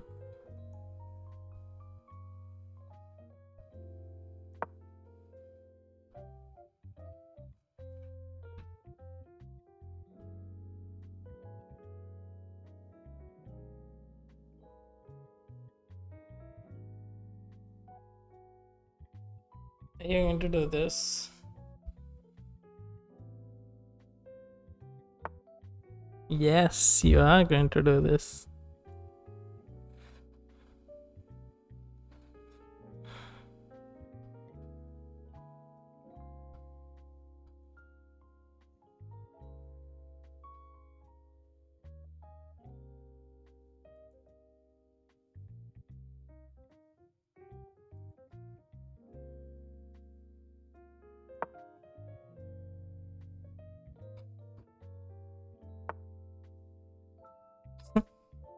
You asshole. You can't do that. That sounds nice.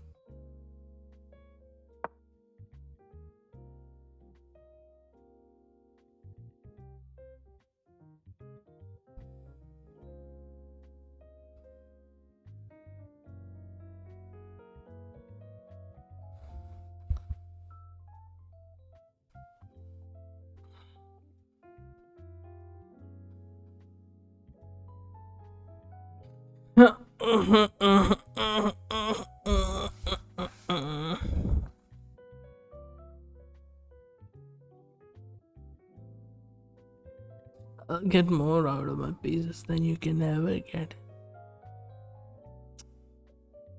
Come on, man.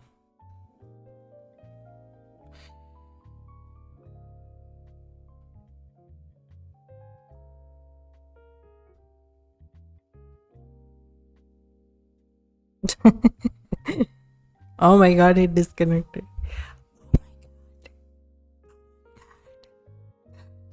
Losing.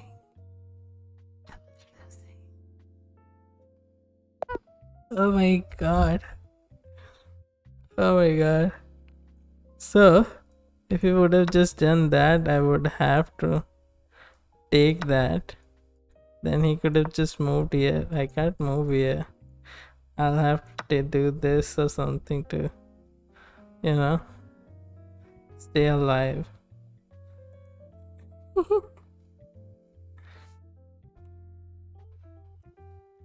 Oh my god, how are people getting to 56, man? Nigeria? Yeah. I know my flags. Okay. His auto resigning. Did everyone leave? Just left me alone. I'm just winning for some reason.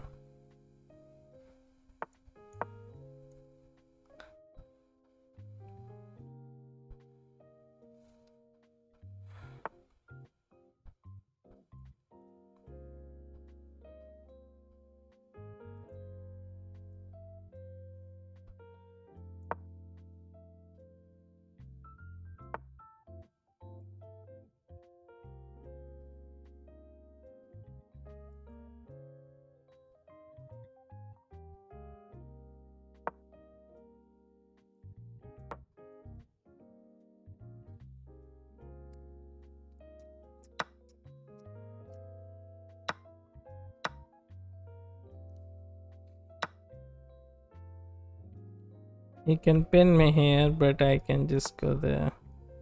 Yeah, see? Like, there is no pin actually in reality. There has never been a pin. It was a lie that was made up. You believed in. Made up lie that you chose to believe in. You ask these questions. Is this true? Is this not?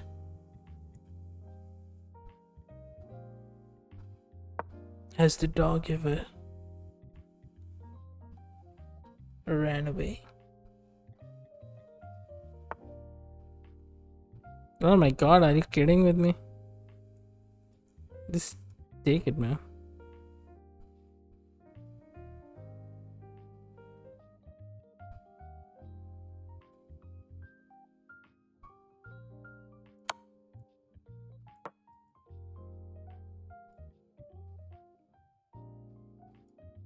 I'm gonna have to do this.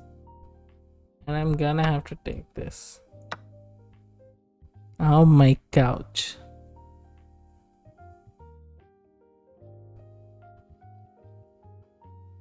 You couldn't win.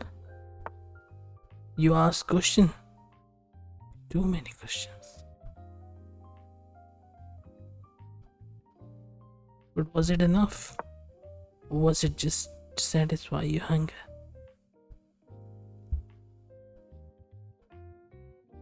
What am I doing, man?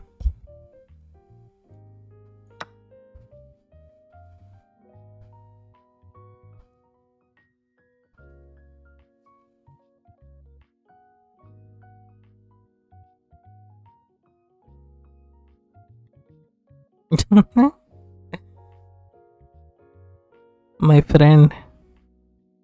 I gained so much point. I started with 600 something. I gained like fuckload of points. I'm playing in chess, right? Oh no, I'm playing in just chatting. Shit.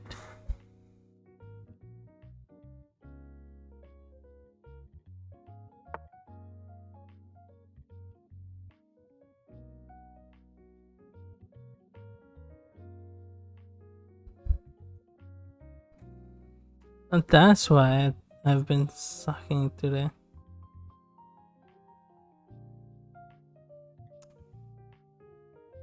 Fuck. I messed up. I messed up.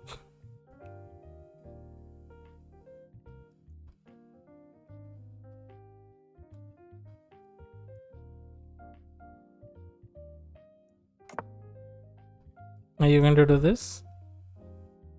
Are you going to do this?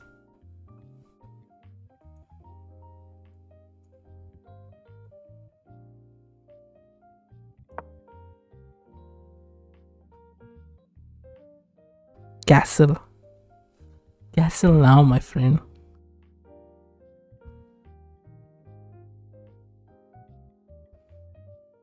I dare you to castle.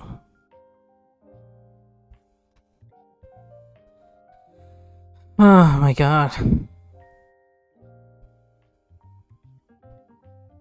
Oh my god, my reminder, man. I have this post-it note that says like change the stream to chess.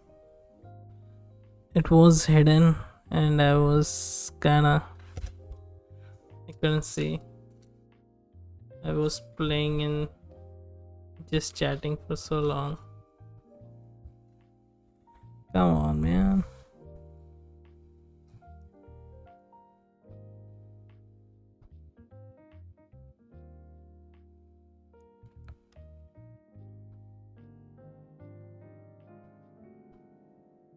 Make him think. Make him think.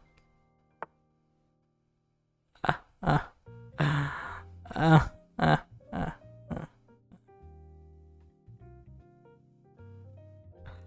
I don't know what to do. Get tired.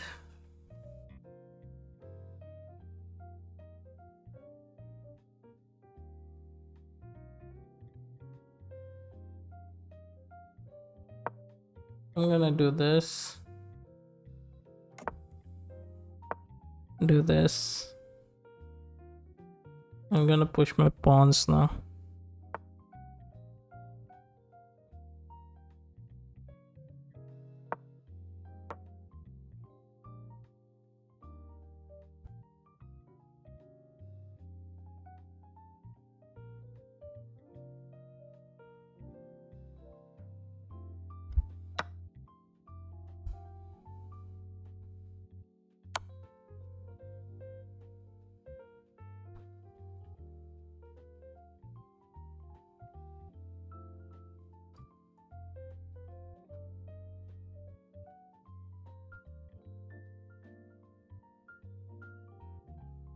Hey.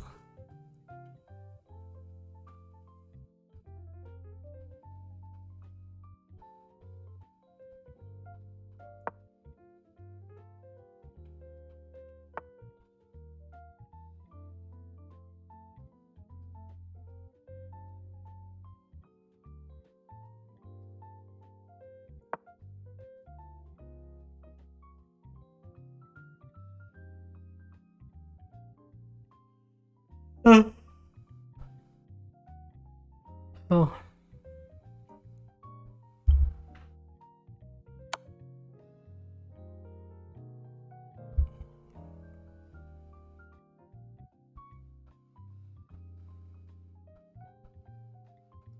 that's insulting. That's okay.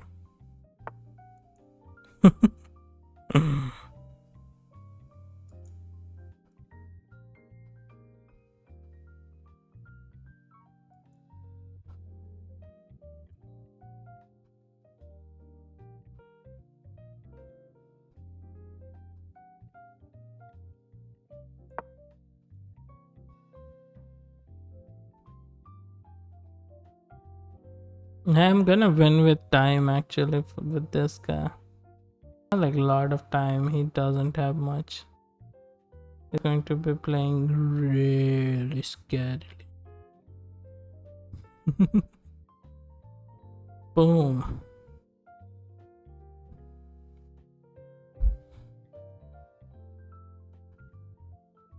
Time for some amazing booms. Boom.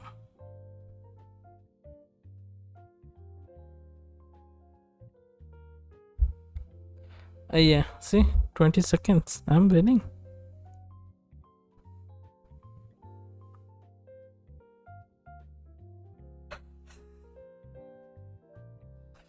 We got exactly the same pieces.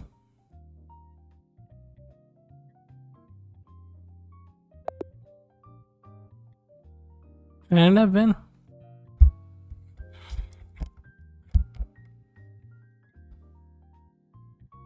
I got top 20, top 15, I can say.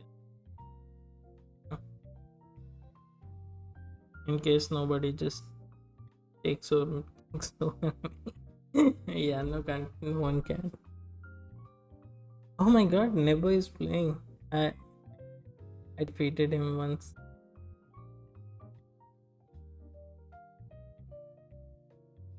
Kazakhstan.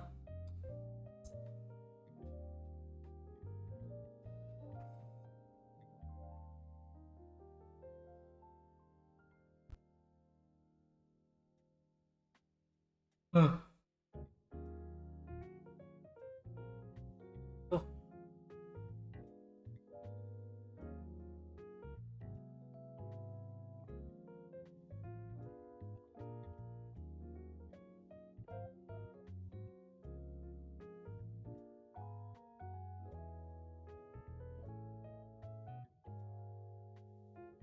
Rank is 12 now. Somebody took over me.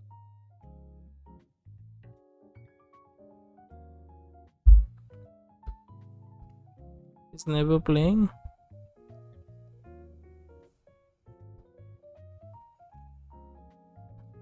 Just give up. 42 seconds. 38, 37, 36, 35, 34, 33, 32, 31, 30, 29, 28, 70, 27.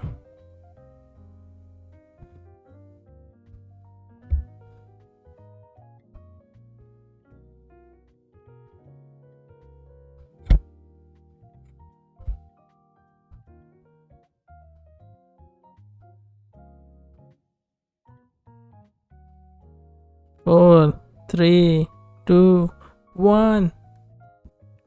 Boom! I won. Boom.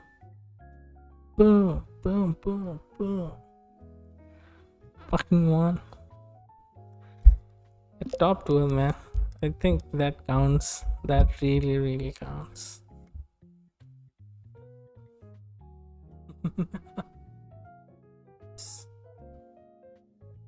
I got 748. I got points to lose now.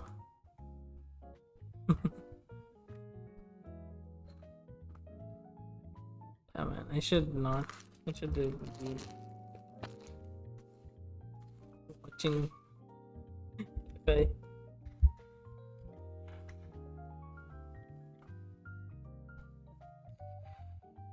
If Is there an event going on? Oh wow, there is an event going on live.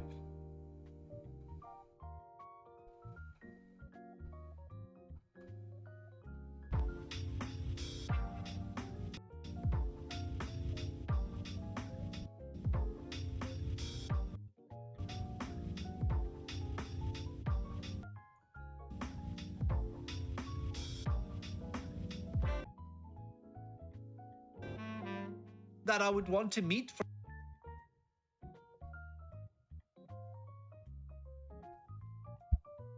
you know, even just this tournament, he would be very high on my list, right? Anish Giri, of course, would just be a fun guy to chat with, right? Can we play bishop d6, by the way? Obviously, you know, but Parham. Okay, I don't understand what is happening like the most here. friendly guy ever. Is it playing from home? Who is this in the background here? I'd like to try and see if I can figure out who players are, right? Okay, what happened here? What happened? What the heck? Okay, so we slapped the pawn off the board. We slapped another pawn off the board, right? So it was a takes, bishop takes, a6. So like I said, Parham is playing speedy boy chess, right? So yeah, I would be scared.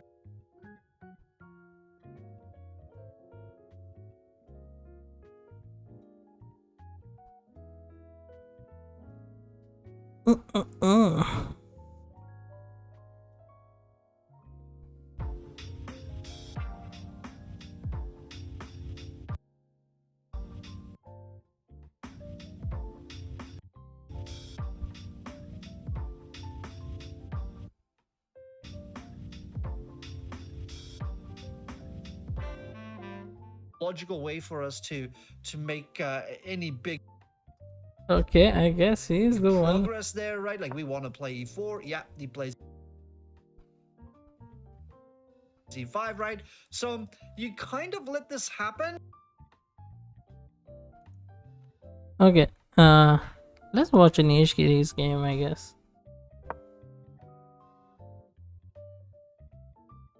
Okay. I don't want to watch the streams, man.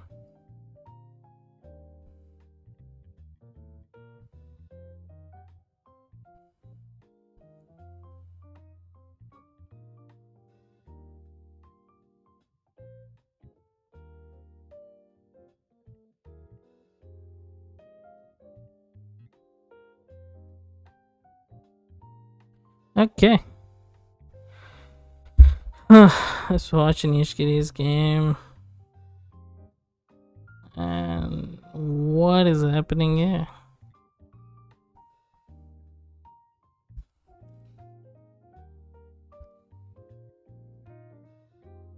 What he's trying to do, he's like getting this and blocked here. Can't go there. Okay, there's no attack right now. Everybody is just not doing much.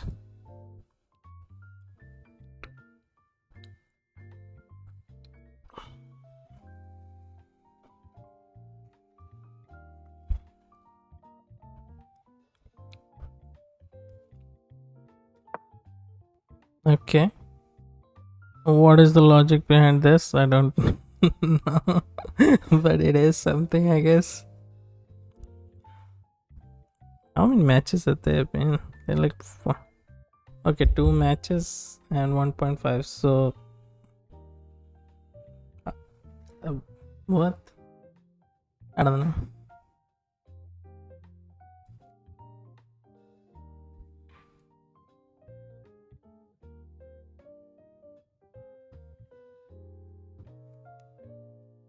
Okay, what is there anything that can be done? Not right now. Anything?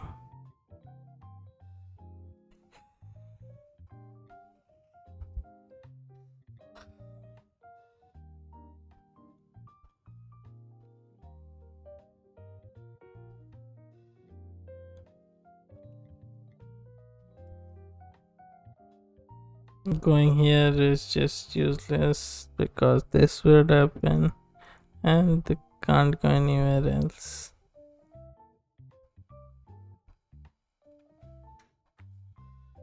What if we go there and goes there?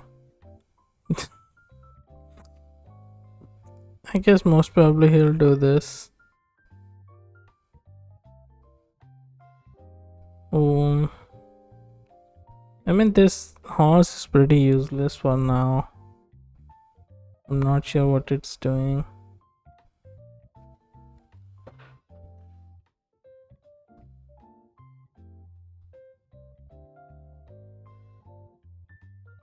I just moved their pieces. Okay, I'm kidding.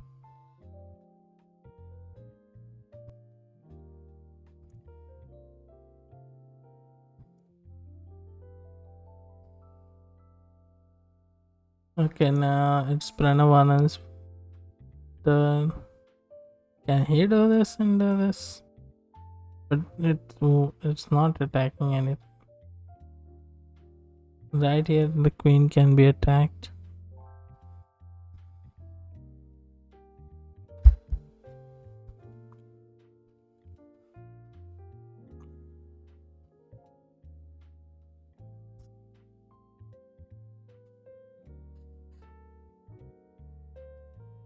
Ugh.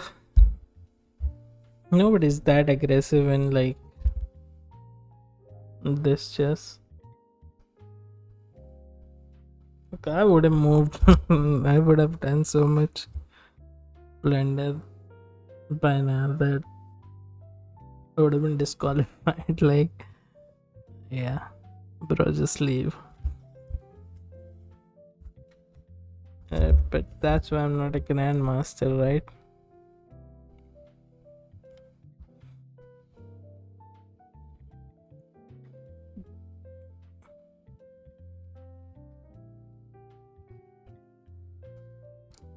Oh,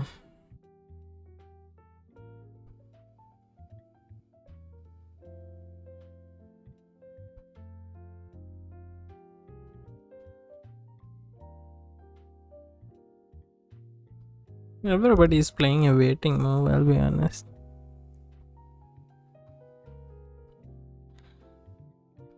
It's like in professional chess, everybody just keep playing a waiting move till the other one does a blunder, and immediately I will capitalize on that.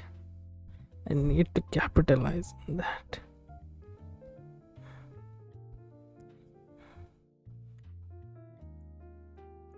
Can't do much. Most probably he can just annoy him. I can just go there. I can go there. I guess most probably he'll go there.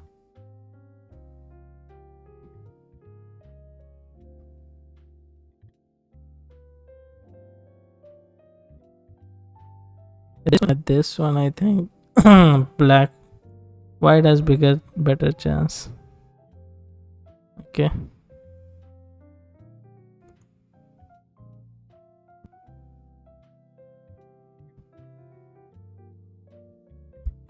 I'm voting on Anish. Right now he has a lot more attack potential.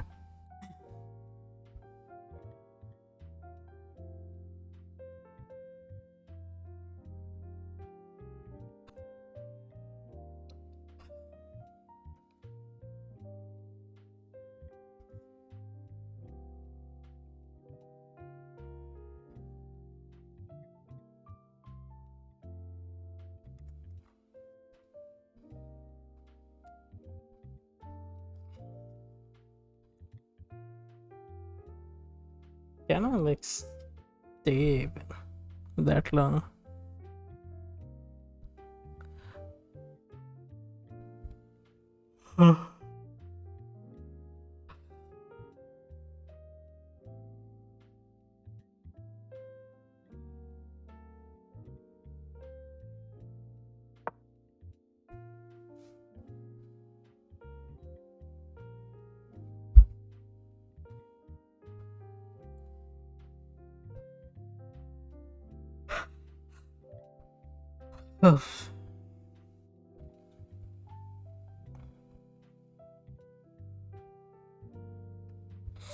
I guess he won't. Nobody will do this one, so they can do this. Get rid of the other. I'm not sure why Pranav didn't do it, but let's see.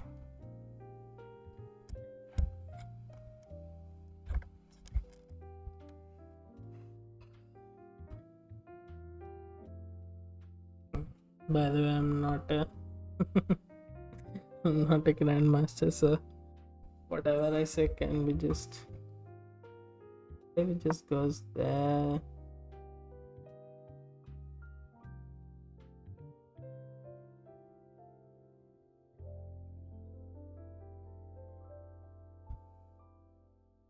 This is here,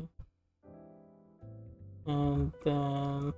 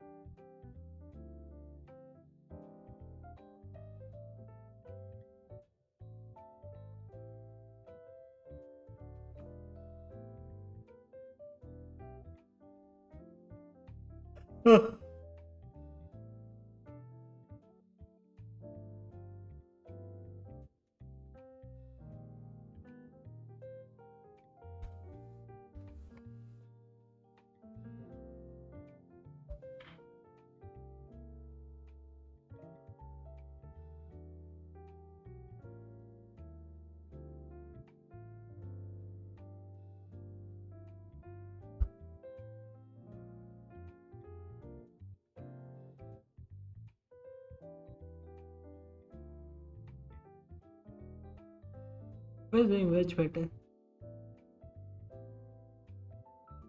Oh, fuck.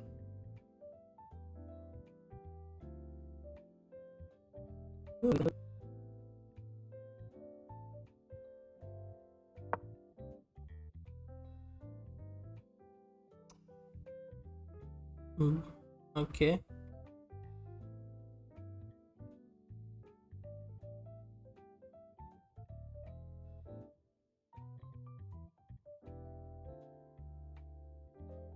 Oh.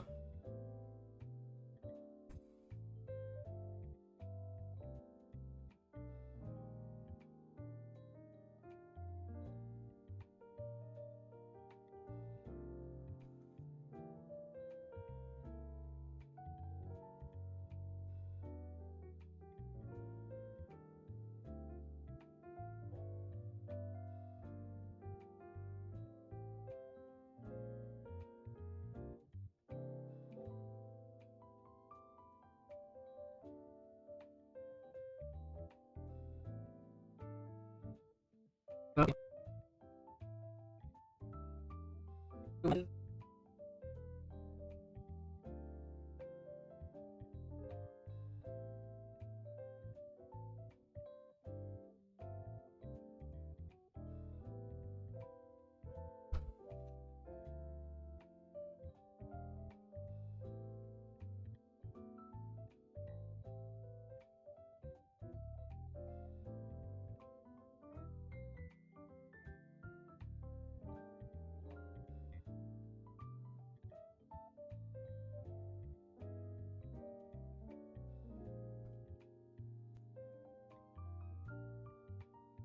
Oh wow, I can't. This is just.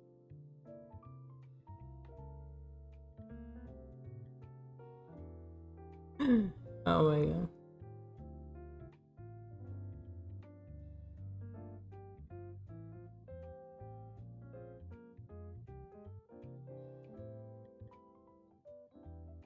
Is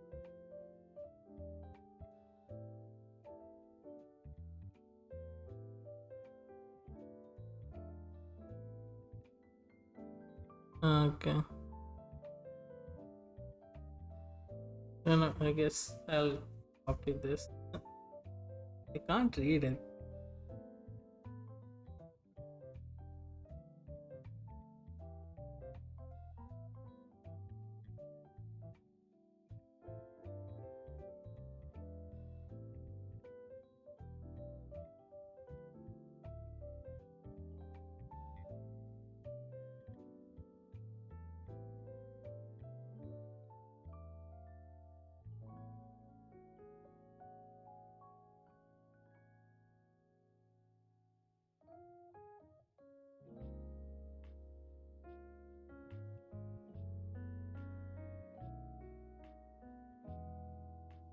Oh no.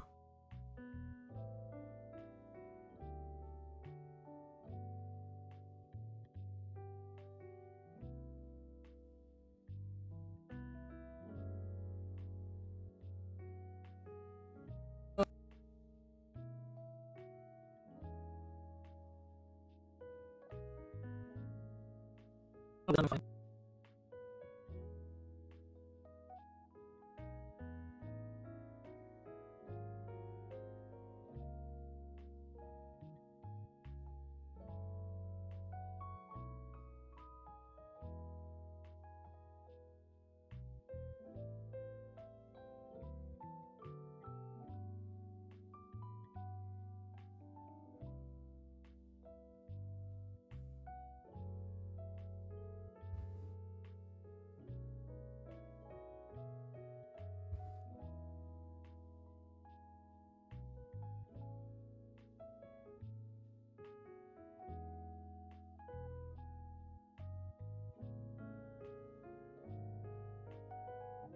also launch a diary for completing open.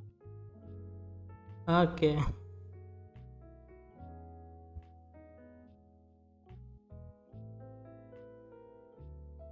Yeah, so the chatter was like what I was saying. and preparing for attack before all the pieces are developed, which is true. I was trying to do that.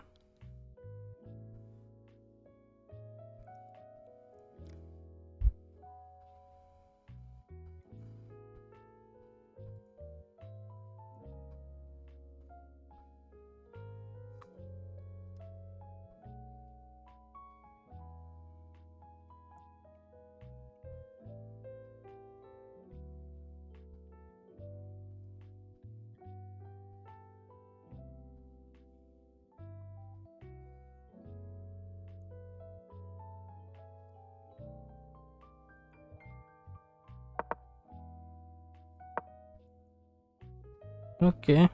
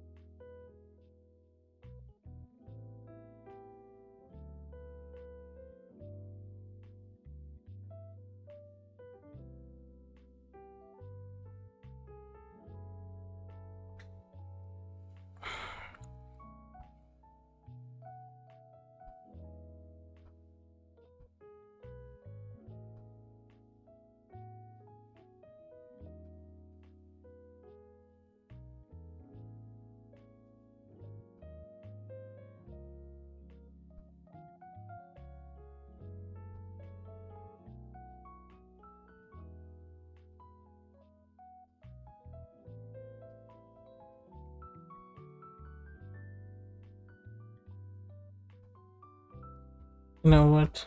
I'm gonna do Wordle.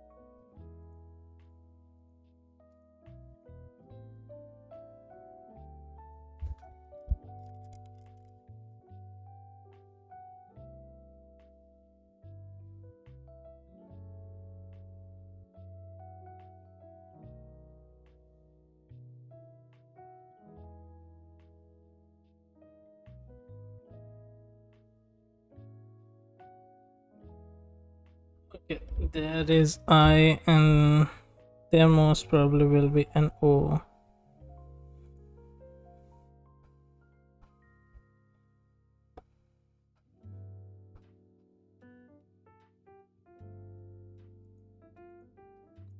Bigot.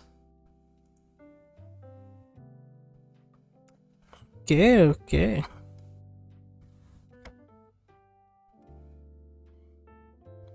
Get I and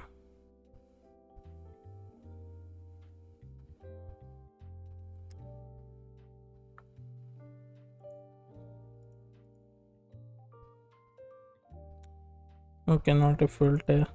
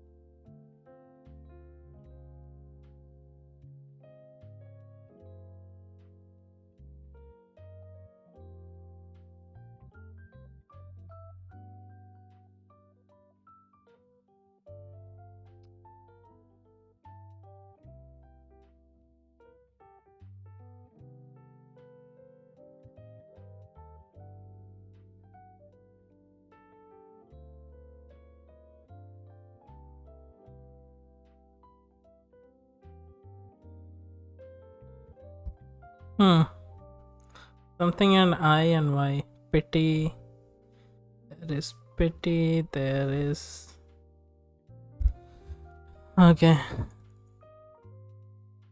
There is pity. There is.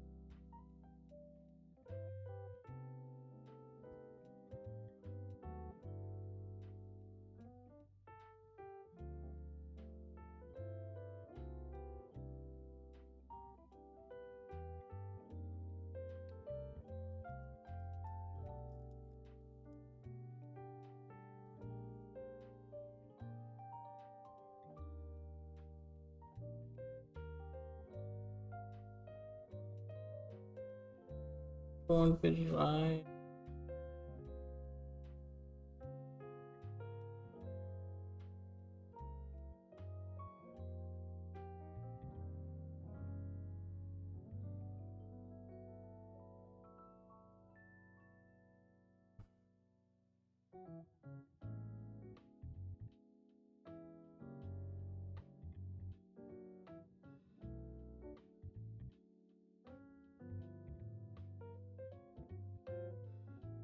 It won't be jitter.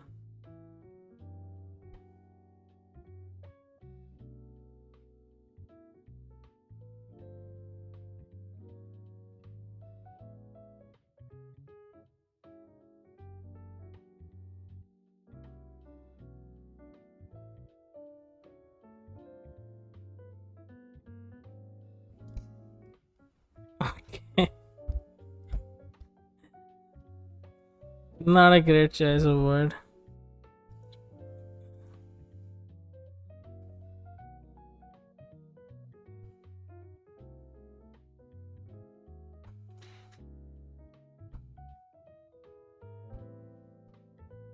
Won't be tiger.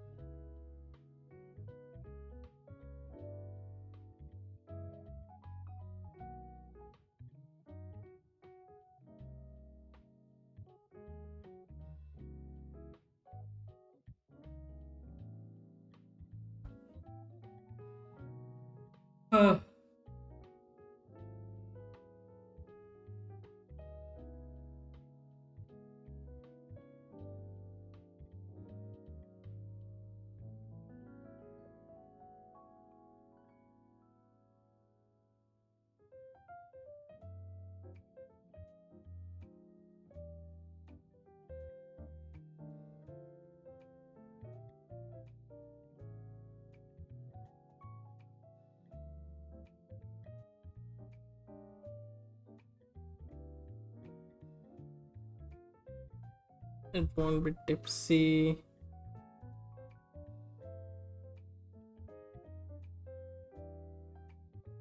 Okay, there is D.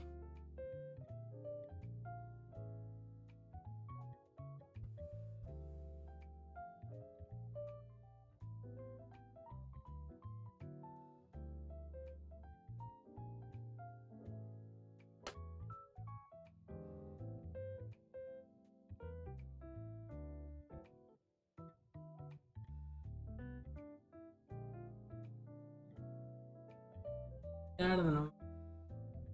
I think I know today's word.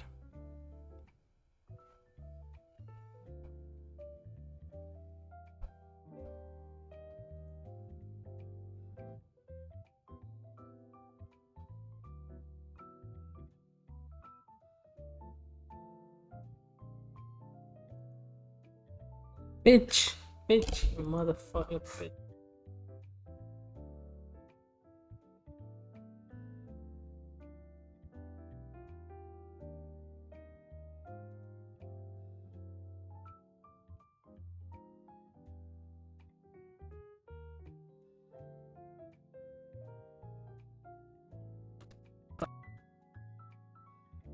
Anyway.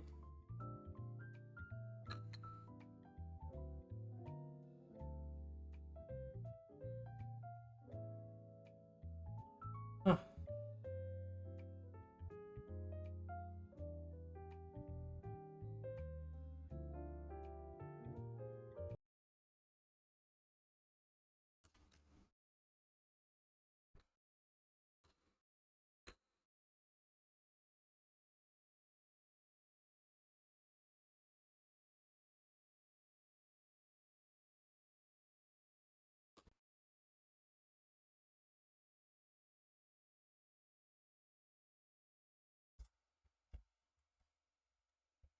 Uh, uh, uh, let me just pick something up.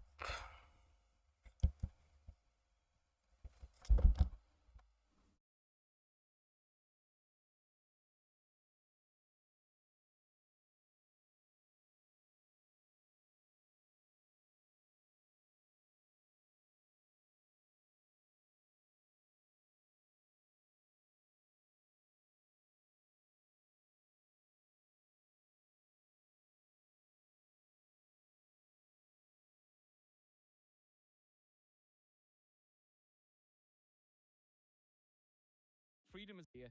It occurs spontaneously and without instruction.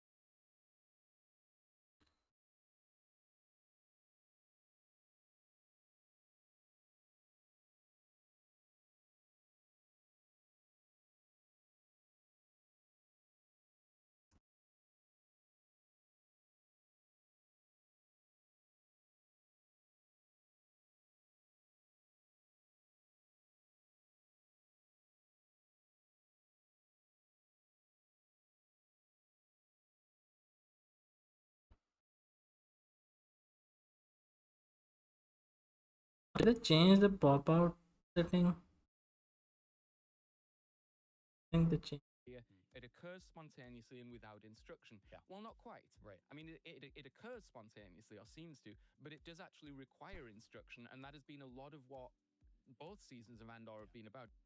I'm Professor Stephen Dyson. And I'm Professor Jeff Dudas. And we are two political scientists who have just watched episodes 10, 11, and 12 of season 2 of Andor. We are here to break down the political themes, ideas, and ideologies that we saw in these episodes. I think, Jeff, we saw 3 major themes running through these episodes. First, freedom and order. Freedom sort of classically encapsulated in the rebellion, and maybe order encapsulated in the empire. But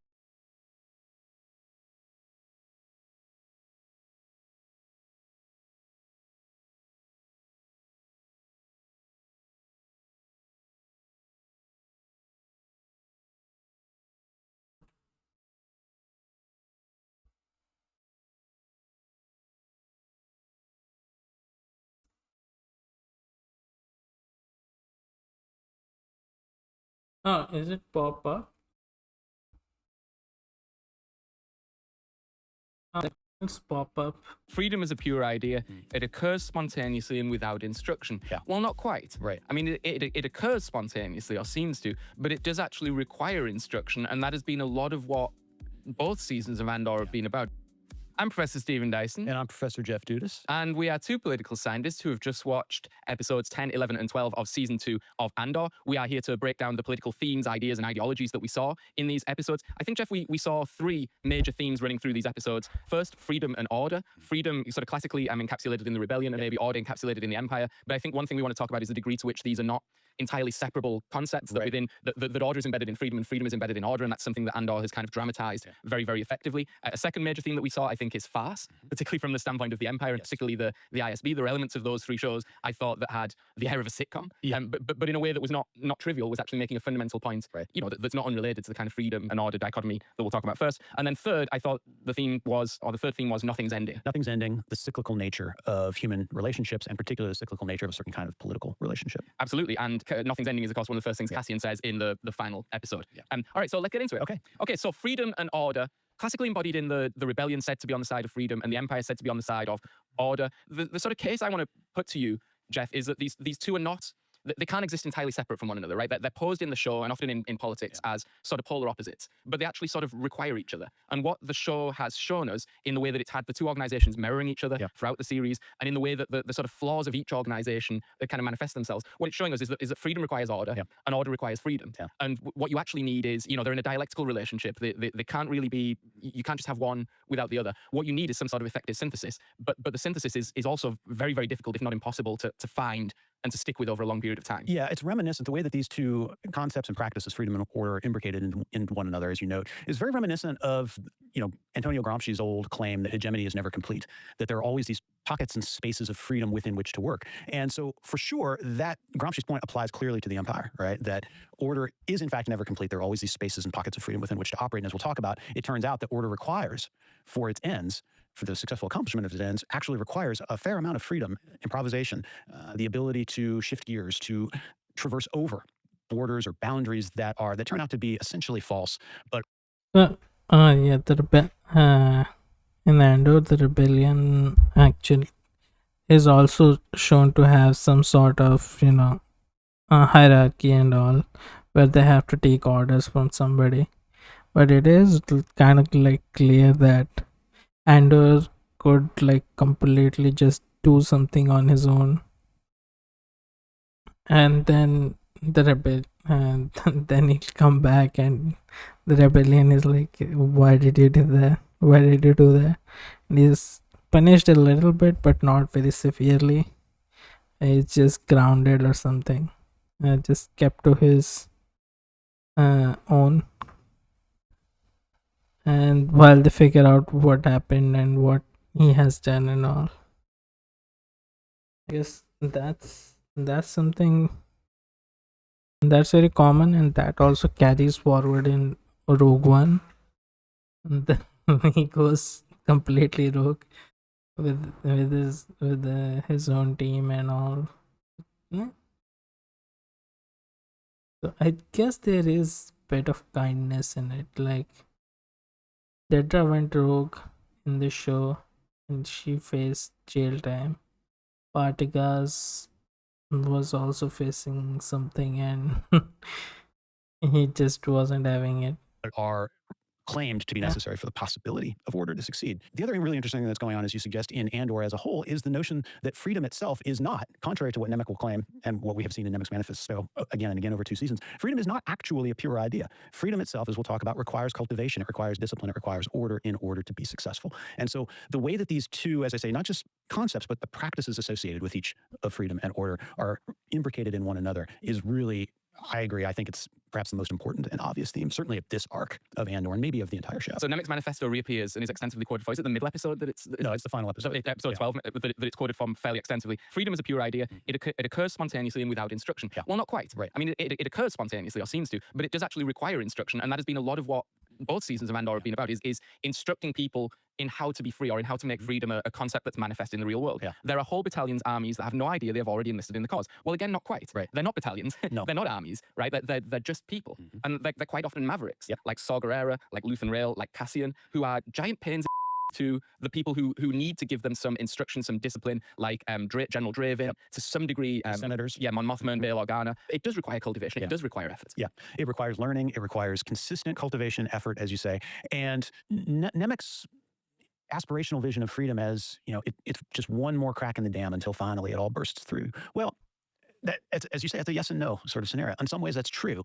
Perhaps that initial spark or inspiration towards being free is kind of uncultivated and it is spontaneous, but to be effective, to be capable, it requires the kind of organization of someone like Luthen, the kind of spider with, at the center of this vast web of plans in order to bring about or in order to make something relatively effective. Yeah, and the rebellion, to go to the theme of these things being not quite polar opposites or being polar opposites and yet sort of maybe tragically tied together in a, and just being unable to operate effectively without each other. The rebellion has elements of tyranny, right? Yeah. Elements of tyranny are starting to be imposed in the reign. No, you may not. Yes, you can. No, you can't. There's a lot of that going on. There's also a sort of tyranny in the means justify the ends kind of consequentialism that Luthen has always preached. And Luthen in his own way is shown in episode 10 in the flashbacks, imposing a sort of tyranny on Kleya, right? In disciplining her, in instructing her in the ways to carry out a rebellion in an effective way. And he's aware of this. He says, I'm not scared about many things. I'm scared of what I'm doing to you. Right. He recognizes that what he's not giving her is freedom. What he's giving her is a sort of tyrannical commitment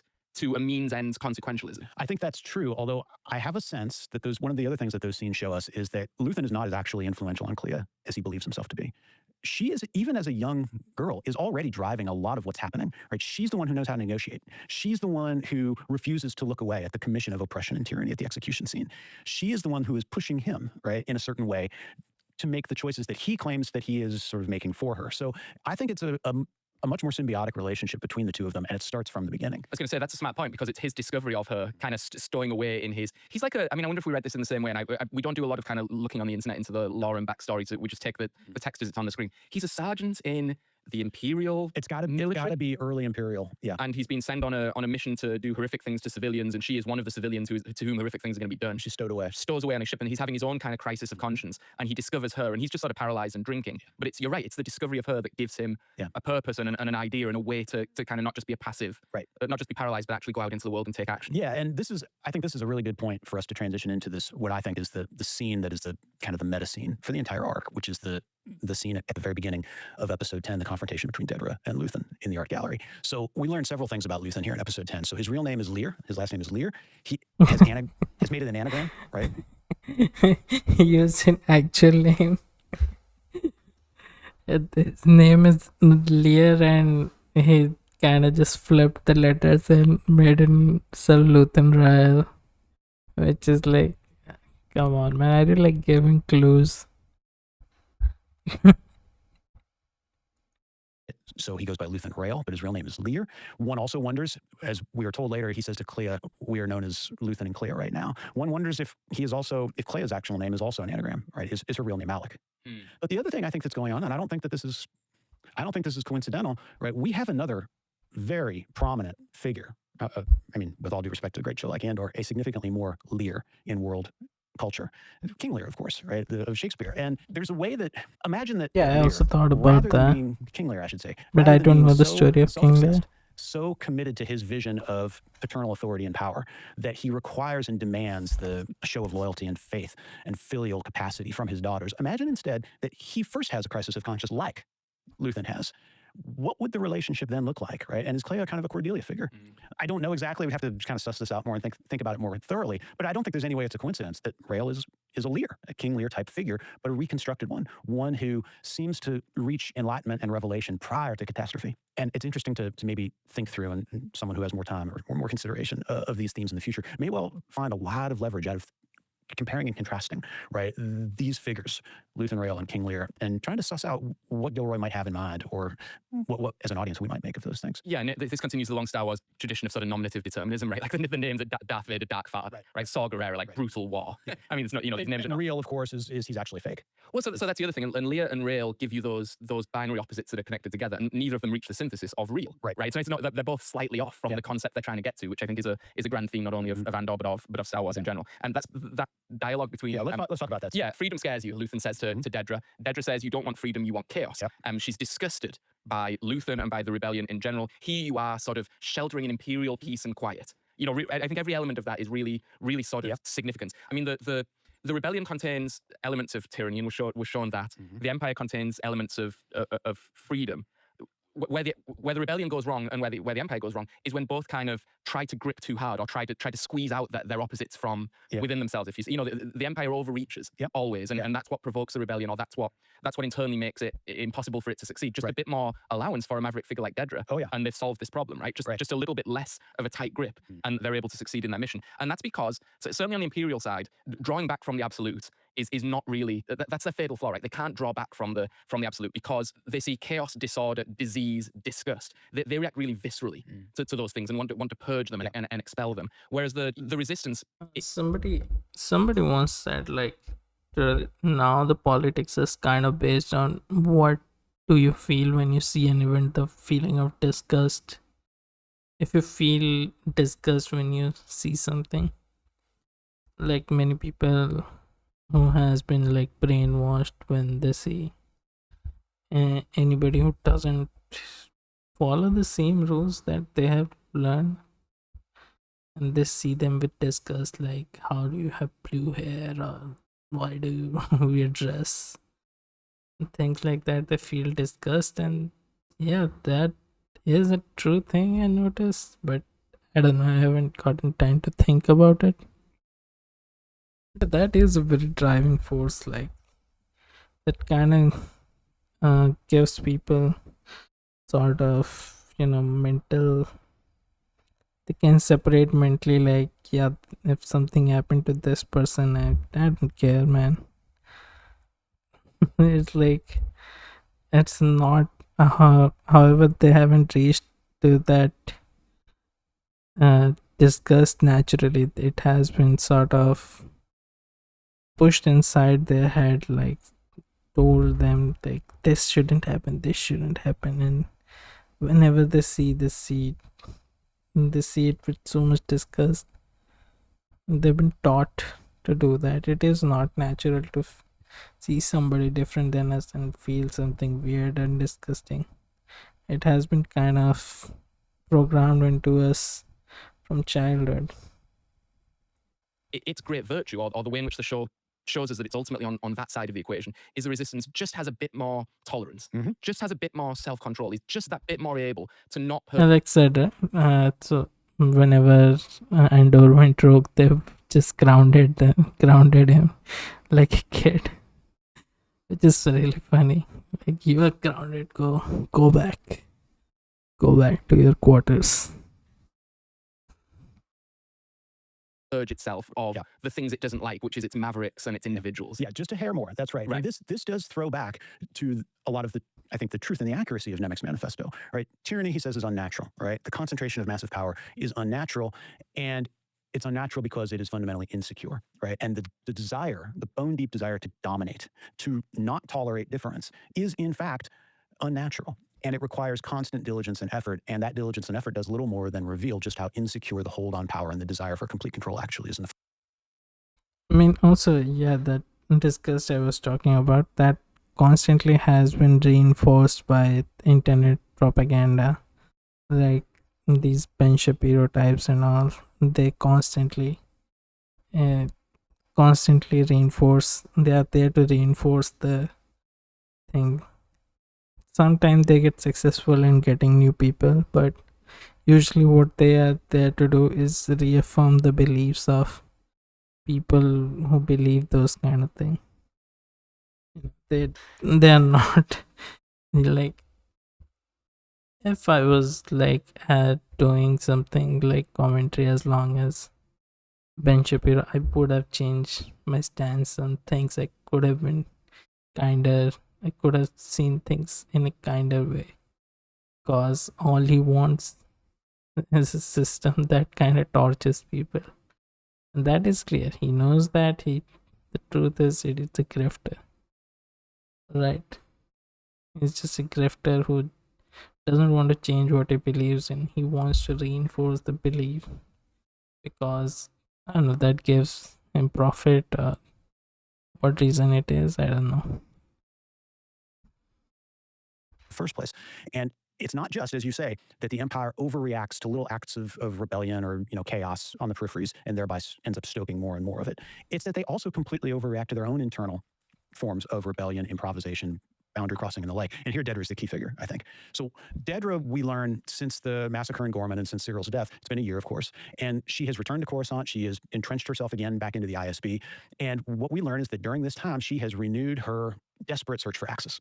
But she's also done a whole lot of freelancing, right? She is grabbing bits and pieces of data and information from a whole variety of sectors. She's accessing files that she doesn't actually have, should not legitimately have access to herself. And she's putting together this big story. First of all, it's a big story about who Axis is. And remember, the ISB had actually developed or had found the key piece of evidence that Dedra uses to link Axis to Luthen. So also, somebody said on Twitter, like, the Axis is actually Clea. It's not Luthen, because because of Clea, everything sort of came to place for Luthen, and Luthen then brought everything just for Clea, which means the real Axis is Clea. I like that theory, and it makes sense. It really makes sense that Clea would be the one who is more important, because of which this complete rebellion is there.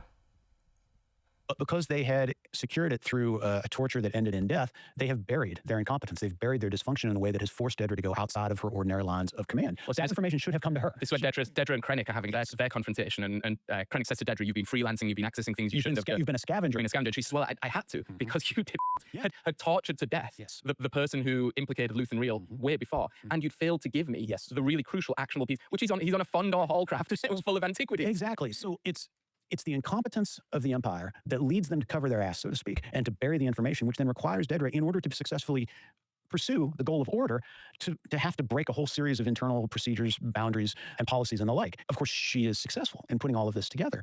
But at the same moment that she's putting together the identity of Axis and she's tracing all of these lines of connection with the burgeoning rebellion, she sort of accidentally stumbles upon what's going on with the Death Star. And she sort of accidentally stumbles upon, and then can't resist but suss out and trace that story as well, about what we know is the sort of the motivating action in Rogue One, which is the role of Galen Erso.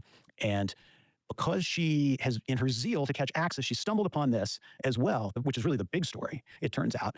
And she's been careless. She hasn't secured her files. She has allowed Lonnie to steal her, essentially to steal her passwords. Should have used two-factor encryption. Should have done the 2FA. And now, it's worse than that, because Lonnie's been sitting on this for a year. He's had access to her files for a year and she doesn't know. Right. And so she is, on one hand, extraordinarily capable and successful, but in her zeal to bring down Axis, in her zeal to redeem herself, perhaps to redeem her sense of mission and meaning after the massacre on Gorman and the death of Cyril, she has been very careless.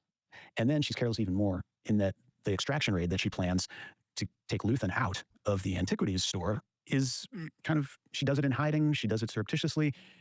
Krennic suggests that it's half-assed, but it turns out that Krennic himself authorizes a much more half-assed extraction later on.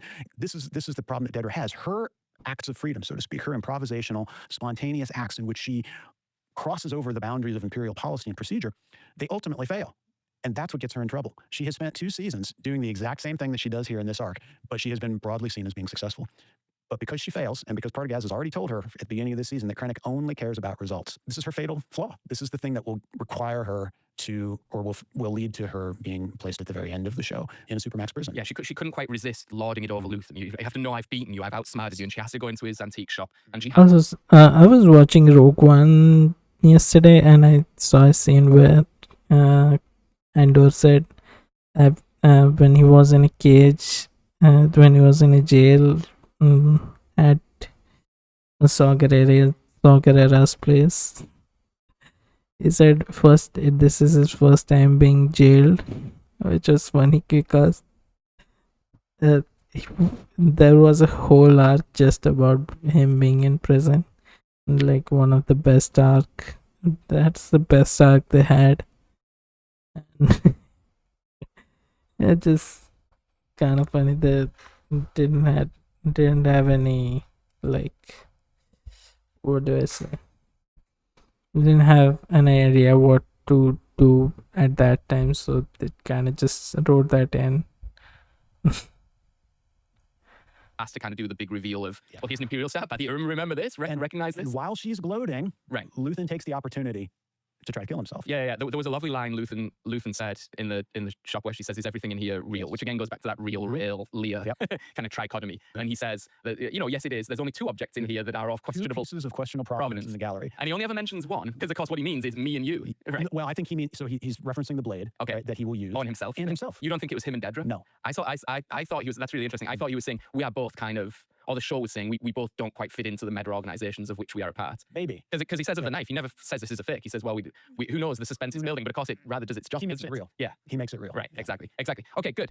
The one final point I wanted to make on this was to talk about a little more about this question of disgust, of chaos, of disease, which is really, really important in both in the kind of plot mechanics of the show, but also I think in the meta politics of the show. Freedom and order, and in their extreme kind of tyranny and chaos. There's this very Aristotelian thing going on, like here are the ideal types and here are the corrupted versions of how they see each other. And what is the synthesis? And I think the case we've made is that there isn't a permanent one that's found. But the show does, give us a hint as to what its preferred synthesis is, which is the sort of classical small L liberalism embodied in someone like Mon Mothma, who is sort of exasperated by the chaos and by the Mavericks, but is broadly tolerant of them. The other side of this, the synthesis that is rejected, is the fascism of the empire, right? And what is chaos, and especially disease, disgust? You brought up when we were talking before we started. Everything is ridiculous. Ridiculous, norm violating from the previous arc. This, of course, is the politics of fascism. Yeah. It's the fascists' response to people who are non-normative, right? Which is they're disgusting, the blood, disgust that must be physically and violently sort of eradicated. And this kind of gives us a clue of the metapolitics of the show, which is it's very sort of mid-20th century World War II classical liberalism versus fascism. Yeah, and everything, as you say, is this desperate attempt to police the boundaries of what counts as normal. It reveals, again, in the way that Nemec indicates, the basic insecurity at the heart of the desire for complete dominance and power. Right. And anything that disrupts or even threatens to disrupt those porous boundaries of the normative universe are reacted to viscerally. And the attempt is not, the express attempt is not to tolerate them or find some way to live with them, but to expunge, to cast out, to stamp out, to destroy. Because after all, these things are, in the callback to the previous arc, they're inexplicable. They are ridiculous. They are absurd. They are, as you say, diseased. These are things that cannot be tolerated precisely because they indicate how unstable and how insecure the desire for and the attempts to police power actually are. Yeah, absolutely. Okay, so I think we need to take a break here, and we will be right back with the second of our major themes, which is farce. And we are back with our wrap-up of the political themes that we saw in the final arc of Andor Season 2. We want to talk about these episodes as, or through the lens of farce. I thought these episodes were very funny, but in a way that really made a series of important kind of political points. The ISB in general, in this arc, is a total farce, right? I thought there were huge elements of episode 10 in the hospital that if you put the Benny Hill theme tune underneath it, you could have played off as like a sitcom. It's like, Curb Your Enthusiasm. Curb Your Enthusiasm. Yeah, like they're on floor 19. No, they're on floor 18. You can't go past here, love. Okay, yeah, all right, go ahead. That whole thing of like guarding Luthen, which of course, as Dedra keeps saying, is like a pretty big priority. Should have been a priority. Every single one of them, well, not every single one of them, but all but 2 people abandoned post. Right. Go check out the explosions. Well, that's the funniest thing. Like, boom, and you go. I mean, explosion actually was a nice callback to Claire and Luthen's, first sort of mission together. She employs the same sort of tactics in True Honor. And by far, why I think this was both funny and expertly done was it never threw you out of the gravity of the moment. It never, like that's a beautiful tribute to Luthen, and you never lose sight of Luthen is dead here or is dying or what Claire has to do. So I think it's very sort of skillfully done. But yeah, she dresses up as a nurse and befuddles all of them. They all go running off in the wrong direction. What's his name is what's he called? Hurt is Hurt is obsessed with one-upsmanship over Dedra, and so arrests. He's much more concerned with arresting her. And I did think there was some classic sort of analogs to faculty politics here. Like the relationship between all these supervisors is like the relationships between many professors, formally equal, yet want nothing more than to exercise power and control, right? And so my fondest wish is I can constrain your freedom of action. Even better, get you in trouble. Well, Jeff the Dean wants to. And hungry. Sorry, there's nothing we. Number one goal of people who are formally equal in a hierarchy everywhere, which of course is absolutely farcical as a kind of set of objectives. So huge farce, running different floors, fighting each other instead of the enemy. Running through all this is Dedra is by some measure or by some distance their smartest, most intuitive thinker, particularly about the rebellion, which she understands because she studied them. I mean, fancy that. She's immersed herself in all the data. Fancy that. And yet they lock her up. They lock her up, and yet still... And they still want her advice. They still go back to her for her advice. She gives them great advice. Yeah, exactly. And she's kind of their whole MO has been to compartmentalize it, InfoSec, compartmentalize the information so that no one can do what Lonnie's able to do, which is get into one place and put together all these very carefully kind of separate pieces of information about the Death Star. But her own kind of, the farce here is her own competence in solving what the Empire sees as its biggest puzzle. It leads her to get all the information into one little treasure box that she then doesn't lock properly. That she doesn't lock properly, and that she then keeps to herself, because this, after all, as you said, this is her path to glory, Right. to personal success. It always has been in the past, and she imagines this very clearly as her crowning achievement. Yeah. The other really farcical figure here is, it turns out to be Krennic. Krennic reveals himself, and we sort of already knew this, I think, just from Rogue One, but I think it's because of the way that it's played here over the course of the season, it really becomes obvious that Krennic is actually a kind of incompetent, incapable figure. He's played with full menace, for sure. And he's played, I think, at first blush, as somebody who is in command of the situation and who is this kind of mastermind who's moving different pieces around the chessboard, so to speak. But it turns out that it's just one up after another with Krennic. And, first of all, he has essentially press ganged Galen Erso into being his engineer on the Death Star. Also, every like the whole chain of command just fucks up. Like first of all, Cyril fucked up on the first season, and he was released. Then Tetra did. Then after Tetra, Partagas was being jailed, which he did something about it.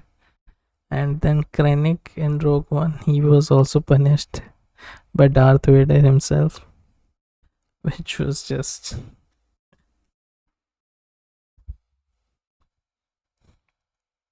Well, what happens as a result of that? Well, Erso, first of all, slow walks the entire build and builds in a fatal flaw, which he then leaks out to the budding rebellion. And so this, in part, has put Krennic way behind, right, on the construction of the Death Star. This then has forced the ISB under Partagaz to basically perform, as in Partagaz's own words, a miracle of keeping the Death Star quiet for, it's got to be like a decade at least now, which is an incredible feat of success. I mean, an extraordinary intelligence success. It's not small. No. by sort of definition. And when the entire capacity of the Empire has been increasingly geared towards producing and strip mining materials for the production of the Death Star, to keep all of that quiet, to create this entire sort of facade of narrative around the Gorman massacre, to do what they've been doing on Jedha, right, which we learn a lot more about in Rogue One, this is a massive intelligence undertaking, and it has been a stunning success. And yet, Partagaz is the one who will fall on the sword for Krennic's failure.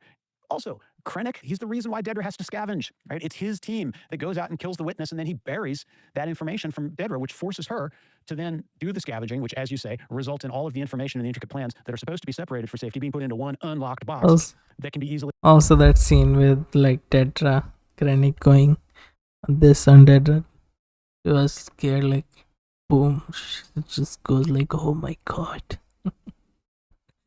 It's just hilarious. Exploited. And then finally, Krennic is the one who signs off on Partagaz's sort of improvisational plan with Hirt on the extraction of Clea, which, Hirt says, what should we charge her with? Murder? Subversion? Which presumably would have obviously mobilized a lot more of the Imperial security forces. And it's Partagaz who says, no. She's diseased. She's diseased, to call back to your earlier point. She's diseased, and if she gets out, she can infect thousands and thousands of people. But what that has the effect of doing is it basically deprives the operation of the backup resources that presumably would have been there had they been honest in the first place about what they were doing and why they were searching for her.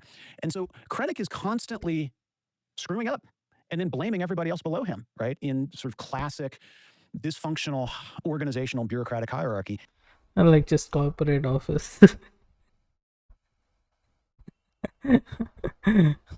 The boss messed up with the timing, and everybody who's at the bottom is just facing problems. Like, a designer have to make a design in an hour, and the copywriter has to submit the copy to the designer in that hour, so designer can start making the design, and like everybody's just running around. The dysfunction starts at the top, and it usually so, and the lead who told everybody to start working on that thing got the information from the client just recently, because the person from the client's company who was asked to deliver just delayed it. for some reason, I don't know. and gets blamed and foisted off onto everybody else, who gets blamed for not being able to continuously do miraculous things in spite of the fact that we've got figures who, against all odds, have succeeded enormously. Protogoz' success here in keeping the Death Star quiet for however long they've kept it quiet is an extraordinary success. Dedra's piecing together of all of the story of both Axis and, it turns out, the story of Galen Erso is also an incredible intelligence success. They've both been put in impossible situations, and when inevitably they've experienced failures because it's actually not possible to do the thing forever that they have been forced to do, they're the ones who get blamed. They're the ones who get death marched out in Krennic's The language. increasingly lengthy death match of the ISB, as Krennic calls it. Yeah. I thought Partagas was an interesting figure to talk about here. He's left alone in the room with a revolver and a vodka, or whatever the famous phrase is, and he does the thing that people sometimes do in those situations. As you say, he's probably the most competent of all of them. He's screwed over by it's a very successful operation. He's screwed over by the fact that these things are time limited, and he'd been making that point to Krennic for ages. Like, you've got to get a move on, a point that Vader will make to Krennic, coming up in Rogue One, and Krennic just isn't able to get the job done on time. And what Partagas has is a sense of, farce is very close to tragedy. And what Partagas has is a sense of the imbricated nature of those two things. So if you remember when he talks about the Gormans, we can't find the synthetic thing, we've got to kill them all. Bad luck, Gorman, right? And then Partagas says to Krennic, when it looks like it's all falling apart, best of luck to us both, right? So Partagas understands that there are just things beyond the control of even highly competent people like himself. And maybe that's why he's effective, because he's someone within the Empire who's able to not grip too tightly, because he recognizes at core there is just absurdity, chance, bad luck. And remember, as you noted, I think either in the last pod or the pod before, Partagas is the one who's always reminding people of the game-like nature of what they're doing. Well played, Lonnie. Well played, Dedra. Right? And there is this kind of, you take it seriously, but not too seriously, in a way that perhaps, as you say, frees him to be more improvisational, more free, I suppose, to evade the strictures of order that the imperial bureaucracy has put in place. Yeah, and then the thing that I think really rammed home that we were operating at least partly in the realm of farce was K2SO's kind of role in this. Apparently there was an early conception of Andor and what it would be with Cassian and K2 going off on missions of the week, and then someone said, well, isn't that the Mandalorian? And it would have been I think a much worse show. I'm glad they went down this route. Right. But that episode was sort of had a mission of the week, air of it. Cassian and K2 go off. But what I thought was really sort of superb about the screenwriting and the execution here is the thematic point is made that this is a farce and this is the Empire causing its own. Before Tony Gilroy, they had idea like, let's do adventure of the day kind of thing, which isn't a good idea. Like, what's the point of it? Like, how does it connect to the rebellion? Doing, because their own droid is turned against them to kind of attack them from the rear and undo their operation to capture Claire and Cassian. And along the way, K2 just makes joke after joke, and they're very, very good jokes. The funniest one I thought was the simplest one, which is he kind of walks down the plankway to go to the apartment complex, and the ISB officer or the stormtrooper says, "Are you with us?" And he says, "No," and just swats him out the way. Well, and then what he says to Cass after having done all this is, Cassian, I've cleared the way. Yes, I've cleared a path.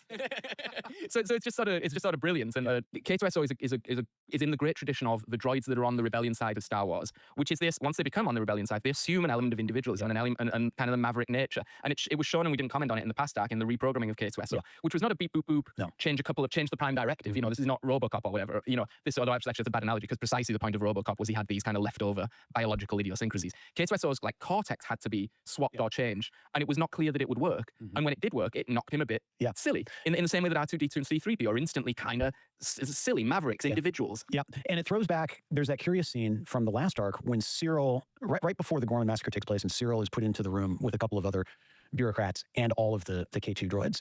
And all the K2 droids are, kind of sitting silently and staring at each other, except for one who looks right at Cyril. Yes. That ends up being K2. Right. And so we sort of get the sense that maybe he's a little screwy to begin with. Yeah. Right. That there's something that has gone a little bit idiosyncratic about this droid in the first place. Right, exactly. Which shows, if you as the Empire can't manufacture droids to be uniform and exercise totalitarian control over it, it shows there's something in the universe that means there are limits to control. And there are limits to freedom. I mean, we'll get onto this in a second. There are limits to freedom as well. They're constantly unconsolidated or unconsolidatable orders. Last point I want to make here. Before we get there, one more point. I mean, and this revolves in the universe of the farce, is that the thing that power really cannot tolerate the most is mockery and being made to look or seem ridiculous, which is why those kinds of terms, I'm disgusted, this is ridiculous, this is absurd, right? They are sort of projections of fear, right? Don't make me look or feel ridiculous or dirty or diseased or incompetent or inexplicable, right? Because there is it's a confession of their insecurities, right? Right. So what totalitarians cannot tolerate the most is mockery, personal mockery, farce. Yeah. Right. The pointing out of just how incapable, incompetent, and ludicrous they actually are. Yeah. Yes. When was the last totalitarian dictator that had a great sense of humor? You know, and answers in the comment section. The last point. We'll wait. Yeah, exactly. The last point I wanted to make on this, and it would, if this episode was shot in a different register, you know, I would put it as a nitpick. But I think it actually perfectly fits with farce as a theme. And again, I'm not saying these are silly. There is not the Benny Hill soundtrack playing. I'm saying that it is one lens through which you can view the storytelling here, and farce is as being very close to tragedy. But the stun grenade they use, which, like, if this is played up as a straight up military assault, you're like, well, that was crap. Like, it like rings in your ears a bit. But everyone in that room is still able to function after you've quote unquote stunned. The only person, so it inadvertently knocks Clay out because it sort of sends her careening into the wall. Yeah. But what's the effective range for these things? It's not in an open field, right? It's just a small apartment. Right. And the stun grenade you throw in, like, I mean, it kind of fizzled out a little bit, didn't it? well, this is not a well-planned operation. Right. Look how easily, again, that it is sort of circumvented and destroyed. Yeah. Right? By one of their own droids who has been pretty easily reprogrammed. Right, absolutely. Okay, so I think that ends our second kind of main political theme of farce, and we will be right back with our final theme, which ironically enough is about the lack of finality. Yeah. Nothing's ending. And we are back with our final section on episodes 10, 11, and 12 of season 2 of Andor. We've called this section or this theme, Nothing's Ending. That's something that Cassian literally says at the beginning of the final episode. Of course, it's true in terms of this narrative. As I think Tony Gilroy has said, the finale of Andor is Rogue One. And just a programming note, I think me and you are going to kind of reconvene early next week, and we're going to do a rewatch of Rogue One in light of Andor. I think we'll be joining a lot of people. I think a lot of people are going to do Rogue One after this. Yeah, absolutely. And I'm really looking forward to that, and I'm really, really interested to rewatch it in light of this. So it's true in terms of the narrative. It rather neatly gets Gilroy and Andor out of the common trap that almost every show falls into, which is it's very, very hard to end these kind of intricate shows. You've got to make definitive payoffs and solve puzzles deliberately when definitively when a lot of the joy of the show was in the ambiguity or in the fact that multiple explanations were possible. Very, very hard to stick the ending. Of course, one of the most famous endings of high quality prestige shows was The Sopranos, where what they did was they very deliberately didn't resolve what happened. They just kind of faded to black. I mean, it was an abdication of an ending, but still sort of genius. Anyway, that's all off in for another time. Nothing is also ending because we know that the theme of Star Wars is that these clashes of ideologies and of political orders constantly recur. Or not constantly, but they recur in kind of long-run cyclical fashion. And the Empire, or the whatever you want to call them, the First Order or the Forces of Order, are never able to fully consolidate. And neither is the Rebellion, the Republic. And it's because I think that's true at a macro level that these orders are not able to consolidate. But I think this is true because the first thing we said in this episode, that freedom and order sort of require each other. That they contain seeds of their own destruction, or they're a thesis and antithesis, and no one has yet found a durable synthesis. Yeah. Freedom might be a pure idea, right? But it is not a pure practice. And that contributes, I think, as you say, to the cyclical nature of freedom and order, the degree to which politics doesn't end, right? Politics never ends. The things that communities do to live together, good, bad, indifferent, neutral, those things never end. There is no paradisal political order at the end of some long, progressive, linear march towards progress that would stop politics. It is inevitable and forever. And here we're not just conceptually imbricating freedom and order within one another in a more general sense. The nature of the franchise, the Star Wars franchise itself, as you say, is this kind of consistent cycling of different kinds of regimes.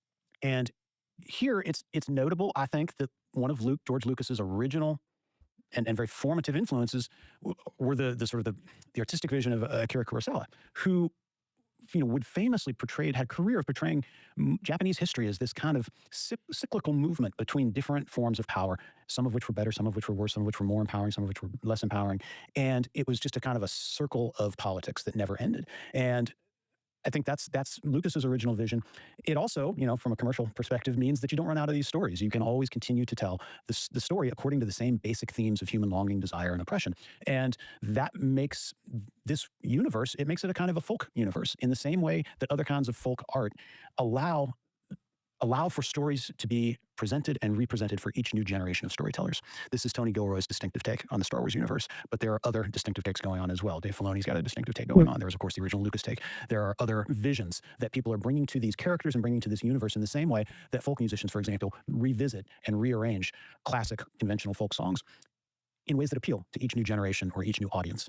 And so we see that here, and I think you're right, that the key to that is this kind of, is the fidelity, that process of creating and recreating folk art here in the form of the Star Wars universe, the fidelity that has to the overriding theme of the cyclical nature of freedom and order. Yeah, absolutely. And it's cyclical, and of course that means it's also generational. And you see that in Andor. You see Claire and Luthen kind of training or disciplining Claire. You see now you've got Galen Erso being sort of introduced into the narrative, which of course is going to bring you Jyn Erso in the Rogue One movie. And then we know once you get into the original movies and once you start bringing back in the Force and the Jedi and so forth, these are whole dynastic generational father-son type situations, because these problems or all these concerns are playing out generation upon generation upon generation. It's a never-ending story. There was an article in the New York Times, an op-ed in the New York Times just before the first episode of this season by Gita Jackson, in which she made the point that Andor was sort of revolutionary art. It was political art, and it had its kind of finger on the scale in the anti-establishment kind of side of things, the I guess, big corporation, anti-capitalism, anti-authoritarianism side of things. And she was saying it's ironic, and she was actually saying she was very uncomfortable with the fact that this was art that was produced by Disney. And so the quote was, "I've always found the overwhelming praise for the show's revolutionary politics to be at odds with the means of its production."